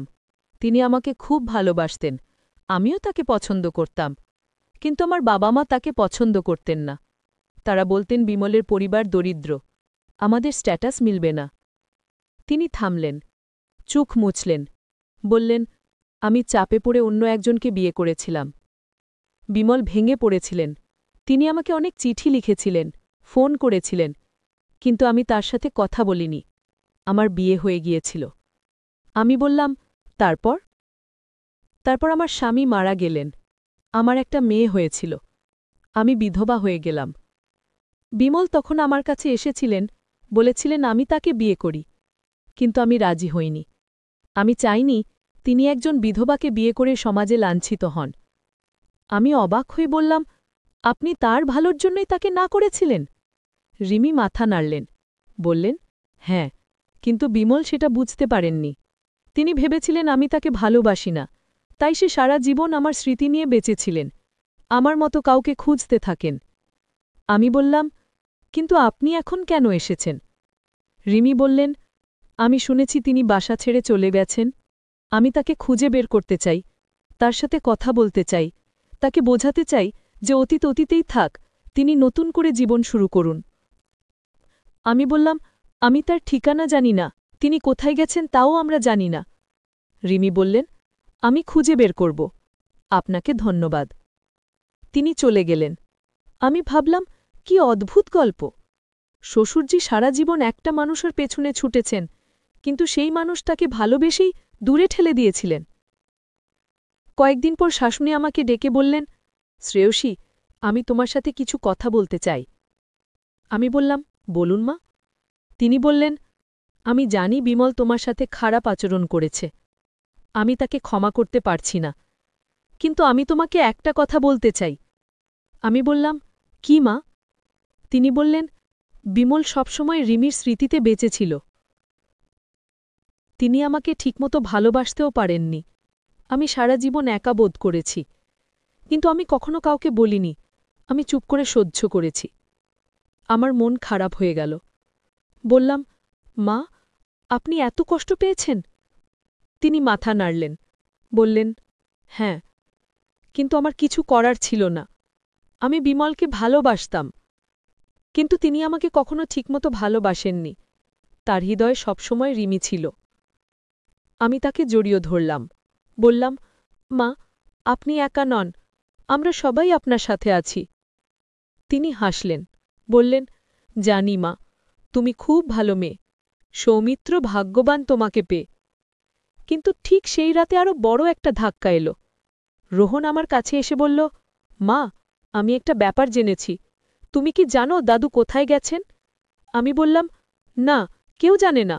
রোহন বলল, আমি খুঁজে বের করেছি, দাদু একটা মানসিক হাসপাতালে ভর্তি হয়েছেন। আমি চমকে গেলাম, কি, মানসিক হাসপাতালে? রোহন বলল, হ্যাঁ, তিনি নিজে গিয়ে ভর্তি হয়েছেন। ডাক্তারদের বলেছেন তিনি মানসিক অসুস্থ, তিনি চিকিৎসা নিতে চান। সৌমিত্র শুনে কাঁদতে লাগল, বলল, বাবা এত কষ্টে ছিলেন, আমি কিছুই বুঝতে পারিনি। আমার মাথায় হাজারো প্রশ্ন ঘুরছিল। আমি বললাম, কিন্তু দেবব্রত, সে জানলে কি হবে? তিনি বললেন, দেবব্রত জানবে আমার মৃত্যুর পর, তখন আর কিছু করার থাকবে না। আর আমি একটা চিঠি লিখে রেখেছি, সেখানে সব ব্যাখ্যা করেছি। তিনি গাড়ি স্টার্ট দিলেন, বললেন, এখন বাড়ি চলো। আর একটা কথা, এই কথা কাউকে বলো না, এমনকি দেবব্রতকেও না। আমি চাই আমার শেষ দিনগুলো স্বাভাবিকভাবে কাটুক। আমি চুপচাপ বসে রইলাম। পুরো পথ কোনো কথা বললাম না। বাড়ি ফিরে আমি সোজা শোবার ঘরে চলে গেলাম। বিছানায় শুয়ে অনেক কাঁদলাম। পরের দিন থেকে আমি শ্বশুরজির দিকে অন্যভাবে তাকাতে শুরু করলাম। তিনি মরে যাচ্ছেন, আর ৬ মাস, এই চিন্তা আমাকে ভেঙে দিচ্ছিল। আমি তার প্রতি আরও যত্নশীল হয়ে উঠলাম। একদিন রিয়া জিজ্ঞেস করল, মা, দাদুকে অসুস্থ লাগছে, তুমি ডাক্তার দেখাচ্ছ? আমি বললাম, হ্যাঁ দেখাচ্ছি, তুমি চিন্তা করো না। কিন্তু মনে মনে ভাবলাম, রিয়া কি টের পেয়েছে? সেই সপ্তাহে আরেকটা অদ্ভুত ঘটনা ঘটল। দেবব্রত অফিস থেকে ফিরে খুব রাগ করছিল। সে বলল, বাবা, আপনি কি করেছেন? আমি আজ ব্যাংক থেকে খবর পেলাম আপনি মেঘনাকে নমিনি করেছেন। কেন? শ্বশুরজি শান্ত গলায় বললেন, আমার ইচ্ছা, আমি যাকে চাই নমিনি করতে পারি। দেবব্রত বলল, কিন্তু আমি তো আছি, আমি আপনার ছেলে। শ্বশুরজি বললেন, তুমি আছো, কিন্তু মেঘনা বৌমা, সে তোমার স্ত্রী, একই কথা। দেবব্রত রেগে গেল, বলল, না, এটা ঠিক না, আপনি কি পাগল হয়ে গেছেন? শ্বশুরজি উঠে দাঁড়ালেন, তার চোখে রাগ, বললেন, দেবব্রত, সীমা মেনে কথা বলো। আমি পাগল হইনি, আমি জানি আমি কি করছি। দেবব্রত আমার দিকে তাকালো, বলল, তুমি কি এসব জানতে? আমি মাথা নিচু করলাম, বললাম, হ্যাঁ, কিন্তু আমি কিছু করিনি, বাবা নিজে থেকে করেছেন। দেবব্রত বলল, তুমি তো খুশিই হয়েছ, সম্পত্তি পাচ্ছ। আমার রাগ হলো, বললাম, তুমি কি বলছো? আমি কখনো সম্পত্তির জন্য কিছু চাইনি, বাবা যা করেছেন নিজের ইচ্ছায় করেছেন। দেবব্রত বলল, আমি এসব বিশ্বাস করি না, তুমি নিশ্চয়ই বাবাকে প্ররোচিত করেছ। শ্বশুরজি চিৎকার করে বললেন, থামো, মেঘনা কিছু করেনি, আমি নিজে ঠিক করেছি। তুমি যদি এই বাড়িতে থাকতে চাও তাহলে চুপ করে থাকো। দেবব্রত আর কিছু বলল না, কিন্তু তার চোখে রাগের আগুন।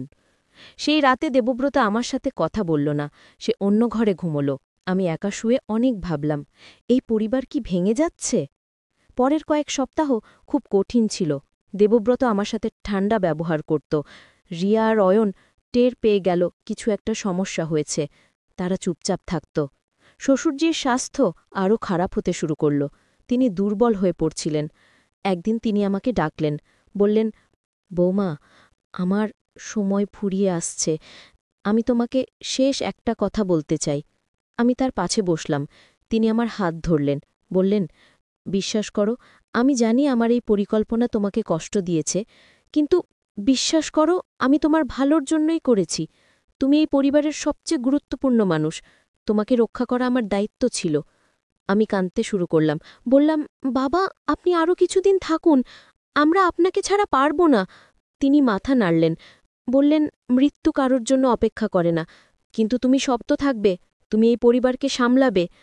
তিনি একটা খাম আমার হাতে দিলেন, বললেন, এই চিঠি আমার মৃত্যুর পর খুলবে, এতে সব লেখা আছে, দেবব্রত কি দেখাবে। আমি খামটা নিলাম। সেই রাতে শ্বশুরজির খুব খারাপ লাগল। আমরা তাকে হাসপাতালে নিয়ে গেলাম। ডাক্তার বললেন, আর কিছু করার নেই, তাকে বাড়িতে নিয়ে যান, পরিবারের সাথে শেষ সময় কাটাতে দিন। আমরা তাকে বাড়ি নিয়ে এলাম। পরের ৩ দিন তিনি বিছানায় শুয়ে রইলেন, আমি তার পাশে বসে থাকতাম। তিনি মাঝে মাঝে কথা বলতেন, স্মৃতিচারণ করতেন। চতুর্থ দিন ভোরে তিনি শেষ নিঃশ্বাস ত্যাগ করলেন। পুরো বাড়ি কান্নায় ভেঙে পড়ল। রিয়া আর অয়ন খুব কাঁদল, দেবব্রতও কাঁদল। আমি চুপচাপ বসে রইলাম, আমার চোখে জল ছিল, কিন্তু শব্দ ছিল না। শ্রাদ্ধের পর আমি চিঠিটা খুললাম। সেখানে লেখা ছিল, প্রিয় দেবব্রত, আমি এই চিঠি লিখছি তোমাকে সব ব্যাখ্যা করার জন্য। আমি মেঘনার নামে সম্পত্তি করে দিয়েছি, কারণ সে এই পরিবারের সবচেয়ে যোগ্য। তুমি একজন ভালো ছেলে, কিন্তু তুমি তোমার স্ত্রীকে মূল্য দাও না। আমি চাই না মেঘনা আমার মৃত্যুর পর অসহায় হয়ে পড়ুক। তুমি তাকে ভালোবাসো, যত্ন করো, তাহলে দেখবে তোমার জীবন সুখের হবে। তোমার বাবা। আমি চিঠিটা দেবব্রতকে দিলাম, সে পড়ল।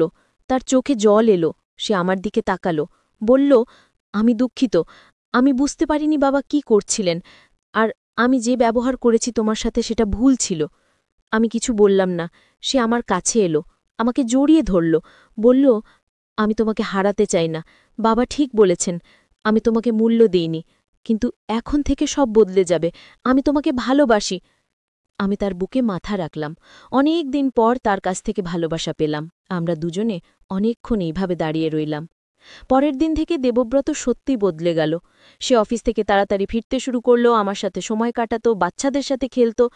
পুরো পরিবার আবার একসাথে হল। একদিন সন্ধ্যায় আমরা সবাই বসে আছি। রিয়া বলল, মা, আমি অভিজিৎকে বাড়িতে আনতে চাই, তুমি কি রাজি? আমি হেসে বললাম, অবশ্যই, ডাকো। রিয়া খুশি হয়ে গেল। সে বলল, সত্যি মা, তুমি রাগ করবে না? আমি তার মাথায় হাত বুলিয়ে দিলাম। বললাম, না রে, রাগ করব কেন? তুই বড় হয়ে যাচ্ছিস, তোর নিজের জীবন আছে। অয়ন বলল, মা, আমি কখন বড় হব? আমরা সবাই হেসে উঠলাম। দেবব্রত তাকে কোলে তুলে নিল, বলল, তুই এখনো ছোট, তোর বড় হতে আরও অনেক সময় আছে। সেই রাতে বিছানায় শুয়ে আমি অনেক ভাবলাম। শ্বশুরজির সেই পুরো পরিকল্পনা, সেই চিঠি, সেই প্রস্তাব, সব ছিল একটা নাটক। তিনি আমাকে পরখ করছিলেন, আর আমি পাশ করেছি। কিন্তু একটা প্রশ্ন আমাকে তাড়া করছিল, আমি কি সত্যি পাশ করেছি? আমি তো মনে মনে শ্বশুরজির প্রস্তাবে আকৃষ্ট হয়েছিলাম। আমি তো ভেবেছিলাম, যদি রাজি হই তাহলে কি হতো? এটা কি পাপ? পরের সপ্তাহে আরেকটা চমক অপেক্ষা করছিল। শ্বশুরজির উকিল বাড়িতে এলেন। তিনি একটা বড় খাম নিয়ে এসেছিলেন। বললেন, এটা আপনার শ্বশুরজি আপনার জন্য রেখে গেছেন। তিনি বলেছিলেন তার মৃত্যুর 2 সপ্তাহ পর দিতে। আমি খামটা খুললাম। ভিতরে একটা চিঠি আর কিছু কাগজপত্র। চিঠিতে লেখা ছিল, প্রিয় মেঘনা, যদি তুমি এই চিঠি পড়ছ, তাহলে আমি আর নেই। আমি তোমাকে শেষ একটা সত্য বলতে চাই। আমি তোমাকে সত্যি ভালোবাসতাম, কিন্তু সেই ভালোবাসা একজন বাবার মতো। আমি তোমার মেয়ের মতো। আমি তোমাকে রক্ষা করতে চেয়েছিলাম। সেই চিঠি, সেই প্রস্তাব, সব ছিল একটা নাটক। আমি দেখতে চেয়েছিলাম তুমি কতটা সৎ। তুমি প্রমাণ করেছ তুমি এই পরিবারের সবচেয়ে মূল্যবান সদস্য। এই কাগজপত্রে আরও কিছু সম্পত্তি আছে যা তোমার নামে করে দিয়েছি। এগুলো তোমার আর বাচ্চাদের ভবিষ্যতের জন্য। তুমি সুখে থাকো, তোমার শ্বশুর। আমার চোখ দিয়ে টপ টপ করে জল পড়তে লাগল। উকিল বললেন, তিনি সত্যি আপনাকে মেয়ের মতো ভালোবাসতেন। আমি তার সাথে অনেক কথা বলেছি। তিনি সবসময় আপনার প্রশংসা করতেন। আমি কাগজপত্র দেখলাম। সেখানে 3টে দোকান, 2টো ফ্ল্যাট আর একটা বড় ব্যাংক ব্যালেন্সের কথা লেখা। সব আমার নামে। আমি অভিভূত হয়ে গেলাম। দেবব্রত কাগজপত্র দেখল। সে আমার দিকে তাকালো, বলল, বাবা তোমাকে সত্যি অনেক ভালোবাসতেন। তিনি জানতেন তুমি এই পরিবারের স্তম্ভ। আমি মাথা নিচু করলাম। সেই সন্ধ্যায় আমি শ্বশুরজির ছবির সামনে বসলাম।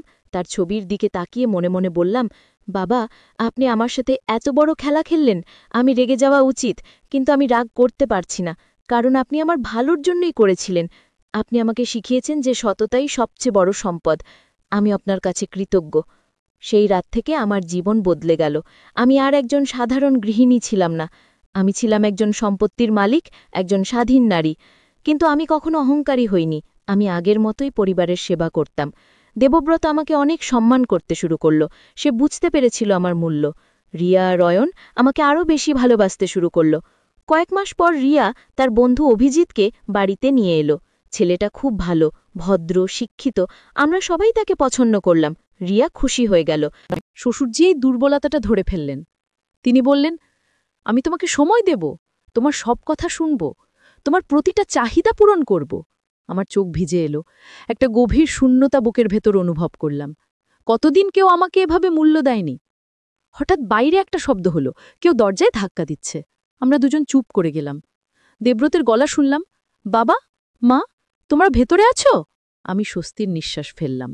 শ্বশুরজি চিঠিটা দ্রুত বাক্সে রেখে দিলেন। দেবব্রত দরজা খুলে দিল। আমরা বেরিয়ে এলাম। তিনি জিজ্ঞেস করলেন, তোমরা এত সময় ভেতরে কি করছিলে? শ্বশুরজি বললেন, ট্রাঙ্ক খুঁজছিলাম, কিন্তু পাওয়া গেল না। আমি চুপ করে রইলাম। সেই রাতে ঘুম আসল না। চিঠির কথা মনে পড়ছিল, শ্বশুরজির প্রস্তাব মনে পড়ছিল। একটা অদ্ভুত আবেগ মনে কাজ করছিল। আমি নিজেকে বোঝালাম এটা ভুল, কিন্তু মন কি শোনে? পরের দিন সকালে শ্বশুরজি আমার সাথে স্বাভাবিক আচরণ করলেন, যেন কিছুই হয়নি। কিন্তু তার চোখে একটা অপেক্ষার ভাব ছিল। আমি তার চোখে চোখ রাখতে পারছিলাম না। সপ্তাহ কাটল। আমি নিজেকে ব্যস্ত রাখার চেষ্টা করলাম, রান্না, পরিষ্কার, বাচ্চাদের দেখাশোনা। কিন্তু মনের একটা কোণে শ্বশুরজির কথা ঘুরপাক খাচ্ছিল। এক সন্ধ্যায় দেবব্রত বলল, আমি আগামীকাল কলকাতা যাব। অফিসের একটা জরুরি মিটিং আছে, 2 দিন থাকব। আমার বুক ধক করে উঠল। 2 দিন মানে এই শ্বশুরজির সাথে একা থাকা। পরের দিন দেবব্রত চলে গেল। রিয়া আর অয়ন স্কুলে। বাড়িতে শুধু আমি আর শ্বশুরজি। দুপুরে খাওয়ার পর শ্বশুরজি বললেন, বৌমা, আমাকে একটা কথা বলতে হবে, তুমি বসো। আমি বসলাম। তিনি আমার সামনে বসলেন, বললেন, আমি তোমার উত্তর চাই, তুমি কি আমার প্রস্তাবে রাজি? আমি মাথা নিচু করলাম, বললাম, বাবা, আমি এখনো ভাবছি, এটা একটা বড় সিদ্ধান্ত। তিনি আমার হাত ধরলেন, বললেন, আমি তোমাকে জোর করব না, কিন্তু জেনে রাখো, তুমি না বললে আমি তোমার সাথে থাকতে পারবো না, আমি এই বাড়ি ছেড়ে চলে যাব। আমার চোখে জল এলো। বললাম, বাবা, আপনি এমন বলবেন না, এটা আপনার বাড়ি। তিনি মাথা নাড়লেন, বললেন, এখন এই বাড়ি আমার কাছে জেল মনে হয়, তোমাকে দেখে আর কাছে পাই না, এটা সহ্য করা কঠিন। আমি হাত সরিয়ে নিলাম, বললাম, বাবা, আমার সময় লাগবে। তিনি দাঁড়িয়ে গেলেন, বললেন, ঠিক আছে, আমি অপেক্ষা করব, কিন্তু খুব বেশি দিন নয়। সেই রাতে আমি অনেক ভাবলাম। শ্বশুরজির কথা, দেব্রতের উদাসীনতা, আমার একাকিত্ব সব মিলিয়ে একটা ঝড় মনে চলছিল। পরের দিন সকালে একটা ঘটনা ঘটল যা সবকিছু বদলে দিল। রিয়া স্কুল থেকে ফিরে এসে বলল, মা, আমার একটা খবর আছে, আমার ক্লাসে একটা নতুন ছেলে এসেছে, তার নাম অভিজিৎ, সে খুব ভালো। আমি হেসে বললাম, ভালো মানে? রিয়ার মুখ লাল হয়ে গেল, বলল, মানে সে পড়াশোনায় ভালো আর তার সাথে কথা বলতে ভালো লাগে। আমি বুঝলাম রিয়ার প্রথম ক্রাশ হয়েছে। সন্ধ্যায় শ্বশুরজি রিয়াকে বললেন, তোমার এই অভিজিৎকে বাড়ি নিয়ে এসো একদিন। রিয়া লজ্জা পেয়ে গেল, বলল, দাদু, সে শুধু বন্ধু। শ্বশুরজি হাসলেন, বললেন, বন্ধুই তো, তাই বাড়ি ডাকো। এই ঘটনা আমাকে চিন্তায় ফেলে দিল। রিয়া বড় হয়ে যাচ্ছে, তার জীবনে নতুন অধ্যায় শুরু হচ্ছে। আমি যদি শ্বশুরজির সাথে চলে যাই, তাহলে রিয়ার কি হবে, অয়নের কি হবে? সেই রাতে দেব্রত ফিরে এলো। সে খুব ক্লান্ত দেখাচ্ছিল, খেয়ে শুয়ে পড়ল। আমি পাশে বসলাম, বললাম, তুমি কি আমাকে ভালোবাসো? সে ঘুমের ঘরে বলল, হ্যাঁ, এখন ঘুমাতে দাও। আমার মন খারাপ হয়ে গেল। এটাই তো আমার জীবন, একটা যান্ত্রিক জীবন যেখানে ভালোবাসা নেই, যত্ন নেই। পরের দিন শ্বশুরজি আমাকে বললেন, বৌমা, আমাকে জমির রেজিস্ট্রেশন অফিসে যেতে হবে, তুমি সাথে আসবে? আমি জিজ্ঞেস করলাম, আমার কেন লাগবে? তিনি বললেন, তোমার স্বাক্ষর লাগবে, চলো। আমি হাসলাম, বললাম, হ্যাঁ, 10 বছর, কত তাড়াতাড়ি সময় চলে গেল। শ্বশুরজি এসে বললেন, শ্রেয়সী, তুমি তৈরি হও, বিকেলে আমরা সবাই মিলে একটা রেস্তোরাঁয় যাব। আমি মাথা নাড়লাম, কিন্তু ভেতরে ভেতরে ভয় লাগছিল, তিনি আবার কিছু করবেন না তো। বিকেলে সবাই তৈরি হল, আমরা একটা বড় রেস্তোরাঁয় গেলাম। সেখানে সৌমিত্রের অনেক বন্ধু, আত্মীয় স্বজন এসেছে, সবাই আমাদের শুভেচ্ছা জানাল। খাবার পর সৌমিত্র একটা কেক কাটল, সবাই গান গাইল, রোহন একটা গিটার বাজিয়ে গান গাইল, তিয়াস একটা কবিতা পড়ল, সবাই খুশি। কিন্তু আমি লক্ষ্য করলাম শ্বশুর যে সারাক্ষণ আমার দিকে তাকিয়ে আছেন, তার চোখে সেই অদ্ভুত দৃষ্টি। আমি অস্বস্তি বোধ করছিলাম। রাতে বাসায় ফিরলাম, সবাই ক্লান্ত। শাশুড়ি শুয়ে পড়লেন, রোহন আর তিয়াসা ঘুমিয়ে গেল। সৌমিত্র বলল, তুমি একটু বিশ্রাম নাও, আমি একটু অফিসের কাজ শেষ করি। আমি রুমে গেলাম। হঠাৎ দেখি শ্বশুরজি আবার দরজায়।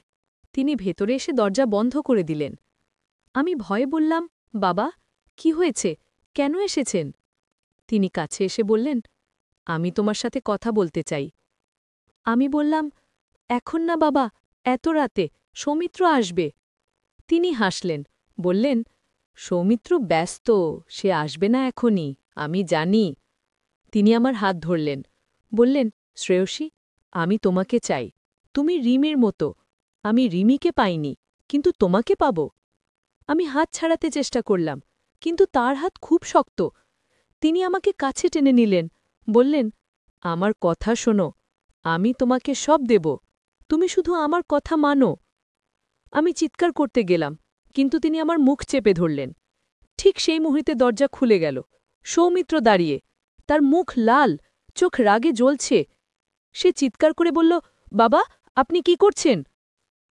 শ্বশুরজি হাত ছেড়ে দিলেন, পিছিয়ে গেলেন, বললেন, বাবা, আমি। সৌমিত্র বলল, আমি সব দেখেছি, আপনি শ্রেয়সীকে জোর করছিলেন। শ্বশুরজি মাথা নিচু করলেন, কিচ্ছু বললেন না। সৌমিত্র আমার দিকে তাকিয়ে বলল, শ্রেয়সী, তুমি ঠিক আছো? আমি মাথা নাড়লাম, চোখ দিয়ে জল পড়ছিল। সৌমিত্র আমাকে জড়িয়ে ধরল, বলল, ভয় নেই, আমি আছি। শ্বশুরজি চলে গেলেন। পরদিন সকালে দেখি তিনি বাসা ছেড়ে চলে গেছেন। একটা চিঠি রেখে গেছেন। চিঠিতে লেখা, আমি ভুল করেছি। আমি রিমিকে কখনো ভুলতে পারিনি। শ্রেয়সীকে দেখে আমার পুরনো স্মৃতি জেগে উঠেছিল। আমি নিয়ন্ত্রণ হারিয়ে ফেলেছিলাম। আমি দুঃখিত। আমি চলে যাচ্ছি। তোমাদের জীবনে আর বিঘ্ন ঘটাব না। সৌমিত্র চিঠিটা পড়ে কাঁদল। বলল, বাবা এত কষ্ট পেয়েছিলেন আমি জানতাম না। আমি বললাম, কিন্তু তার কষ্ট আমার দোষ না, আমি তো রিমি নই। সৌমিত্র বলল, জানি, তুমি শ্রেয়সী, আমার স্ত্রী, আমার ভালোবাসা। কিন্তু ঘটনা এখানেই শেষ হল না। একদিন দুপুরে হঠাৎ দরজায় কড়া নাড়ার শব্দ। আমি দরজা খুলে দেখি একজন মহিলা, বয়স প্রায় ৬০ হবে। তিনি জিজ্ঞেস করলেন, আপনি শ্রেয়সী? আমি বললাম, হ্যাঁ, আপনি কে? তিনি বললেন, আমি রিমি, আমাকে একটু ভেতরে যেতে দেবেন? আমার মাথা ঘুরে গেল। রিমি? সেই রিমি, শ্বশুরজির প্রথম প্রেম? আমি তাকে ভেতরে নিয়ে গেলাম, বসতে দিলাম। তিনি বললেন, আমি শুনেছি আপনাকে নিয়ে বিমল অনেক সমস্যা করেছে। বিমল মানে আপনার শ্বশুর। আমি মাথা নাড়লাম। বললাম, হ্যাঁ, তিনি বলেছিলেন আমি আপনার মতো দেখতে। রিমি হাসলেন, বললেন, দেখতে? হয়তো একটু, কিন্তু আপনি আমি নই, আপনার নিজের পরিচয় আছে। তিনি থামলেন। তারপর বললেন, আমি আপনাকে একটা কথা বলতে এসেছি। বিমল আর আমার সম্পর্ক যা ছিল তা অনেক আগে শেষ হয়ে গেছে। তিনি আমাকে ভুলতে পারেননি, কিন্তু সেটা তার সমস্যা, আপনার না। আমি বললাম, কিন্তু তিনি আমাকে। রিমি বললেন, আমি জানি, তিনি আমাকে আমার প্রতিস্থাপন মনে করেছেন, কিন্তু এটা তার ভুল। আপনি একজন স্বতন্ত্র মানুষ। আমি জিজ্ঞেস করলাম, আপনি তাকে কেন প্রত্যাখ্যান করেছিলেন? রিমি দীর্ঘশ্বাস ফেললেন, বললেন, সেটা একটা দীর্ঘ গল্প। বিমল আর আমি কলেজে পড়তাম। তিনি আমাকে খুব ভালোবাসতেন, আমিও তাকে পছন্দ করতাম। কিন্তু আমার বাবা মা তাকে পছন্দ করতেন না। তারা বলতেন বিমলের পরিবার দরিদ্র, আমাদের স্ট্যাটাস মিলবে না। তিনি থামলেন, চোখ মুছলেন, বললেন, আমি চাপে পড়ে অন্য একজনকে বিয়ে করেছিলাম। বিমল ভেঙে পড়েছিলেন।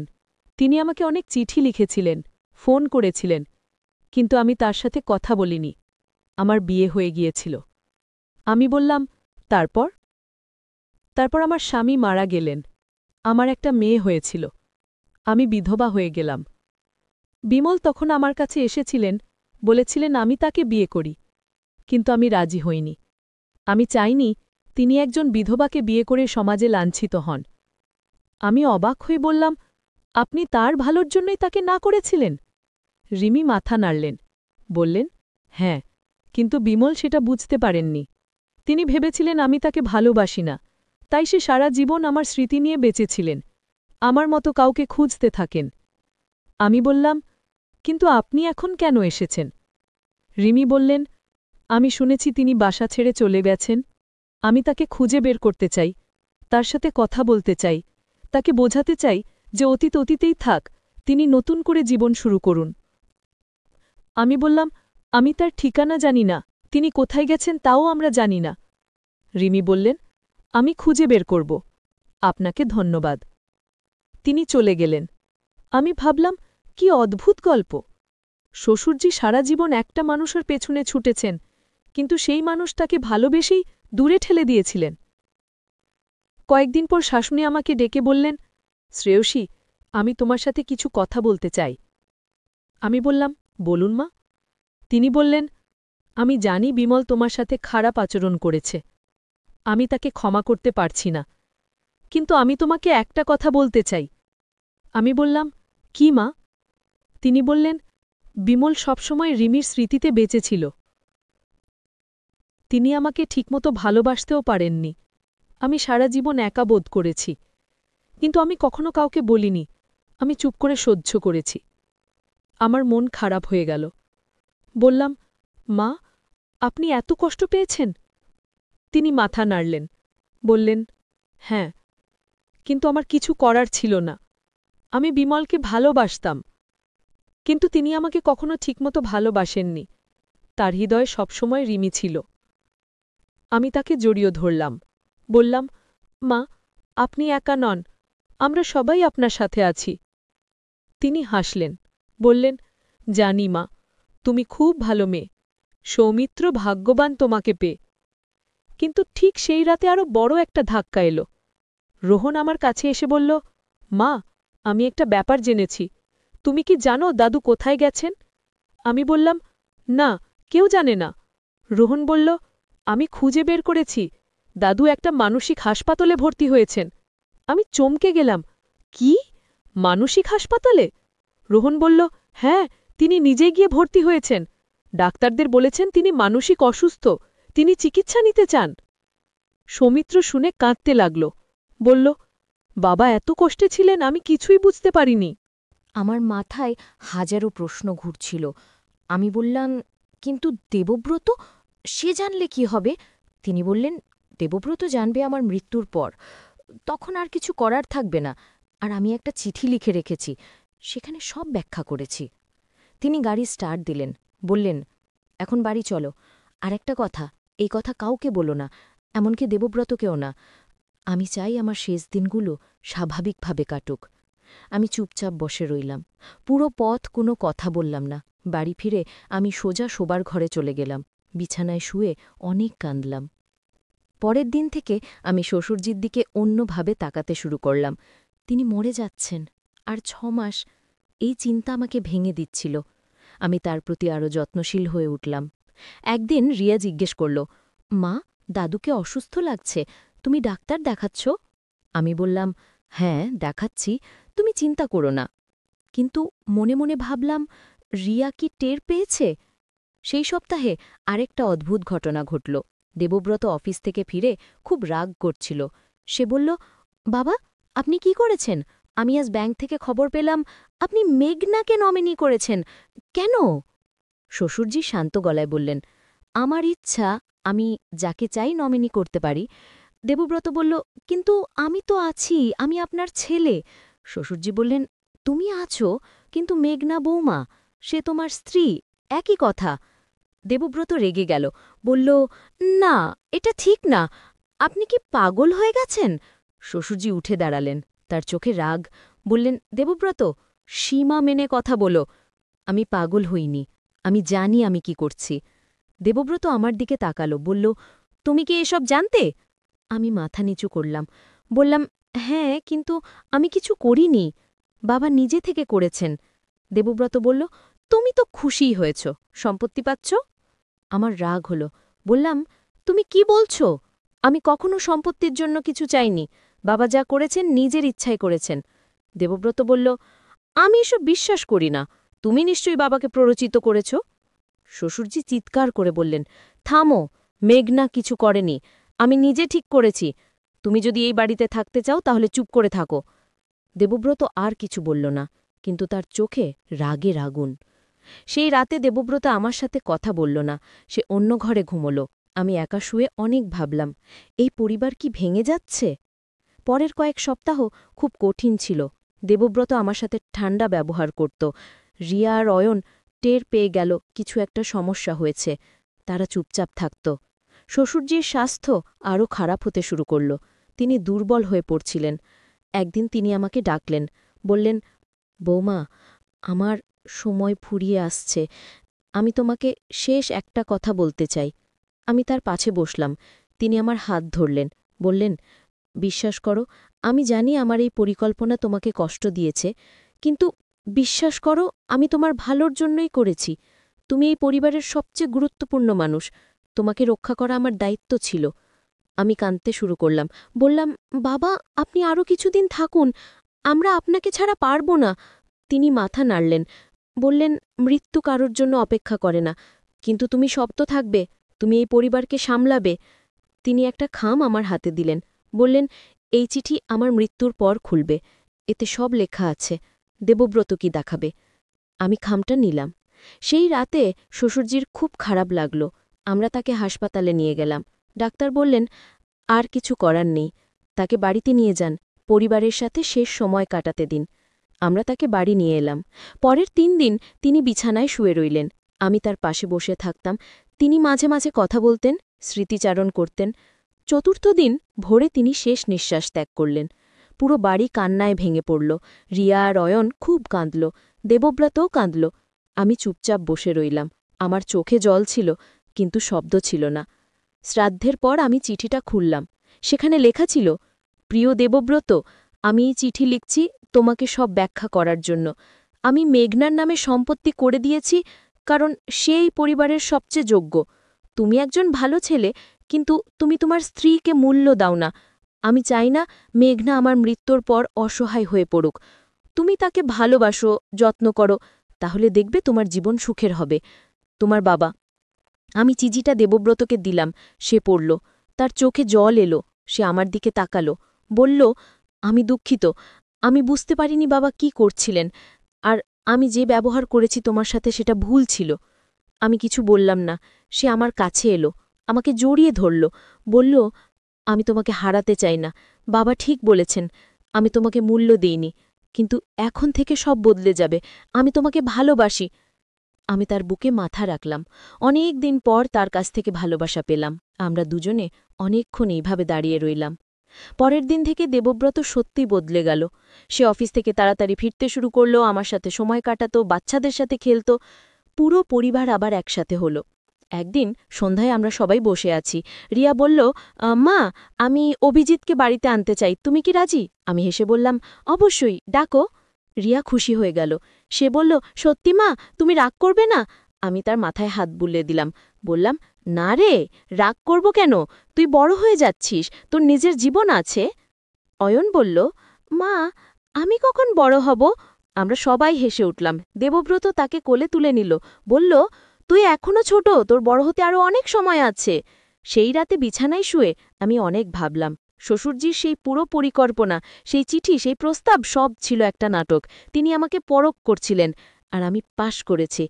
কিন্তু একটা প্রশ্ন আমাকে তাড়া করছিল, আমি কি সত্যি পাশ করেছি? আমি তো মনে মনে শ্বশুরজির প্রস্তাবে আকৃষ্ট হয়েছিলাম। আমি তো ভেবেছিলাম, যদি রাজি হই তাহলে কি হতো? এটা কি পাপ? পরের সপ্তাহে আরেকটা চমক অপেক্ষা করছিল। শ্বশুরজির উকিল বাড়িতে এলেন। তিনি একটা বড় খাম নিয়ে এসেছিলেন।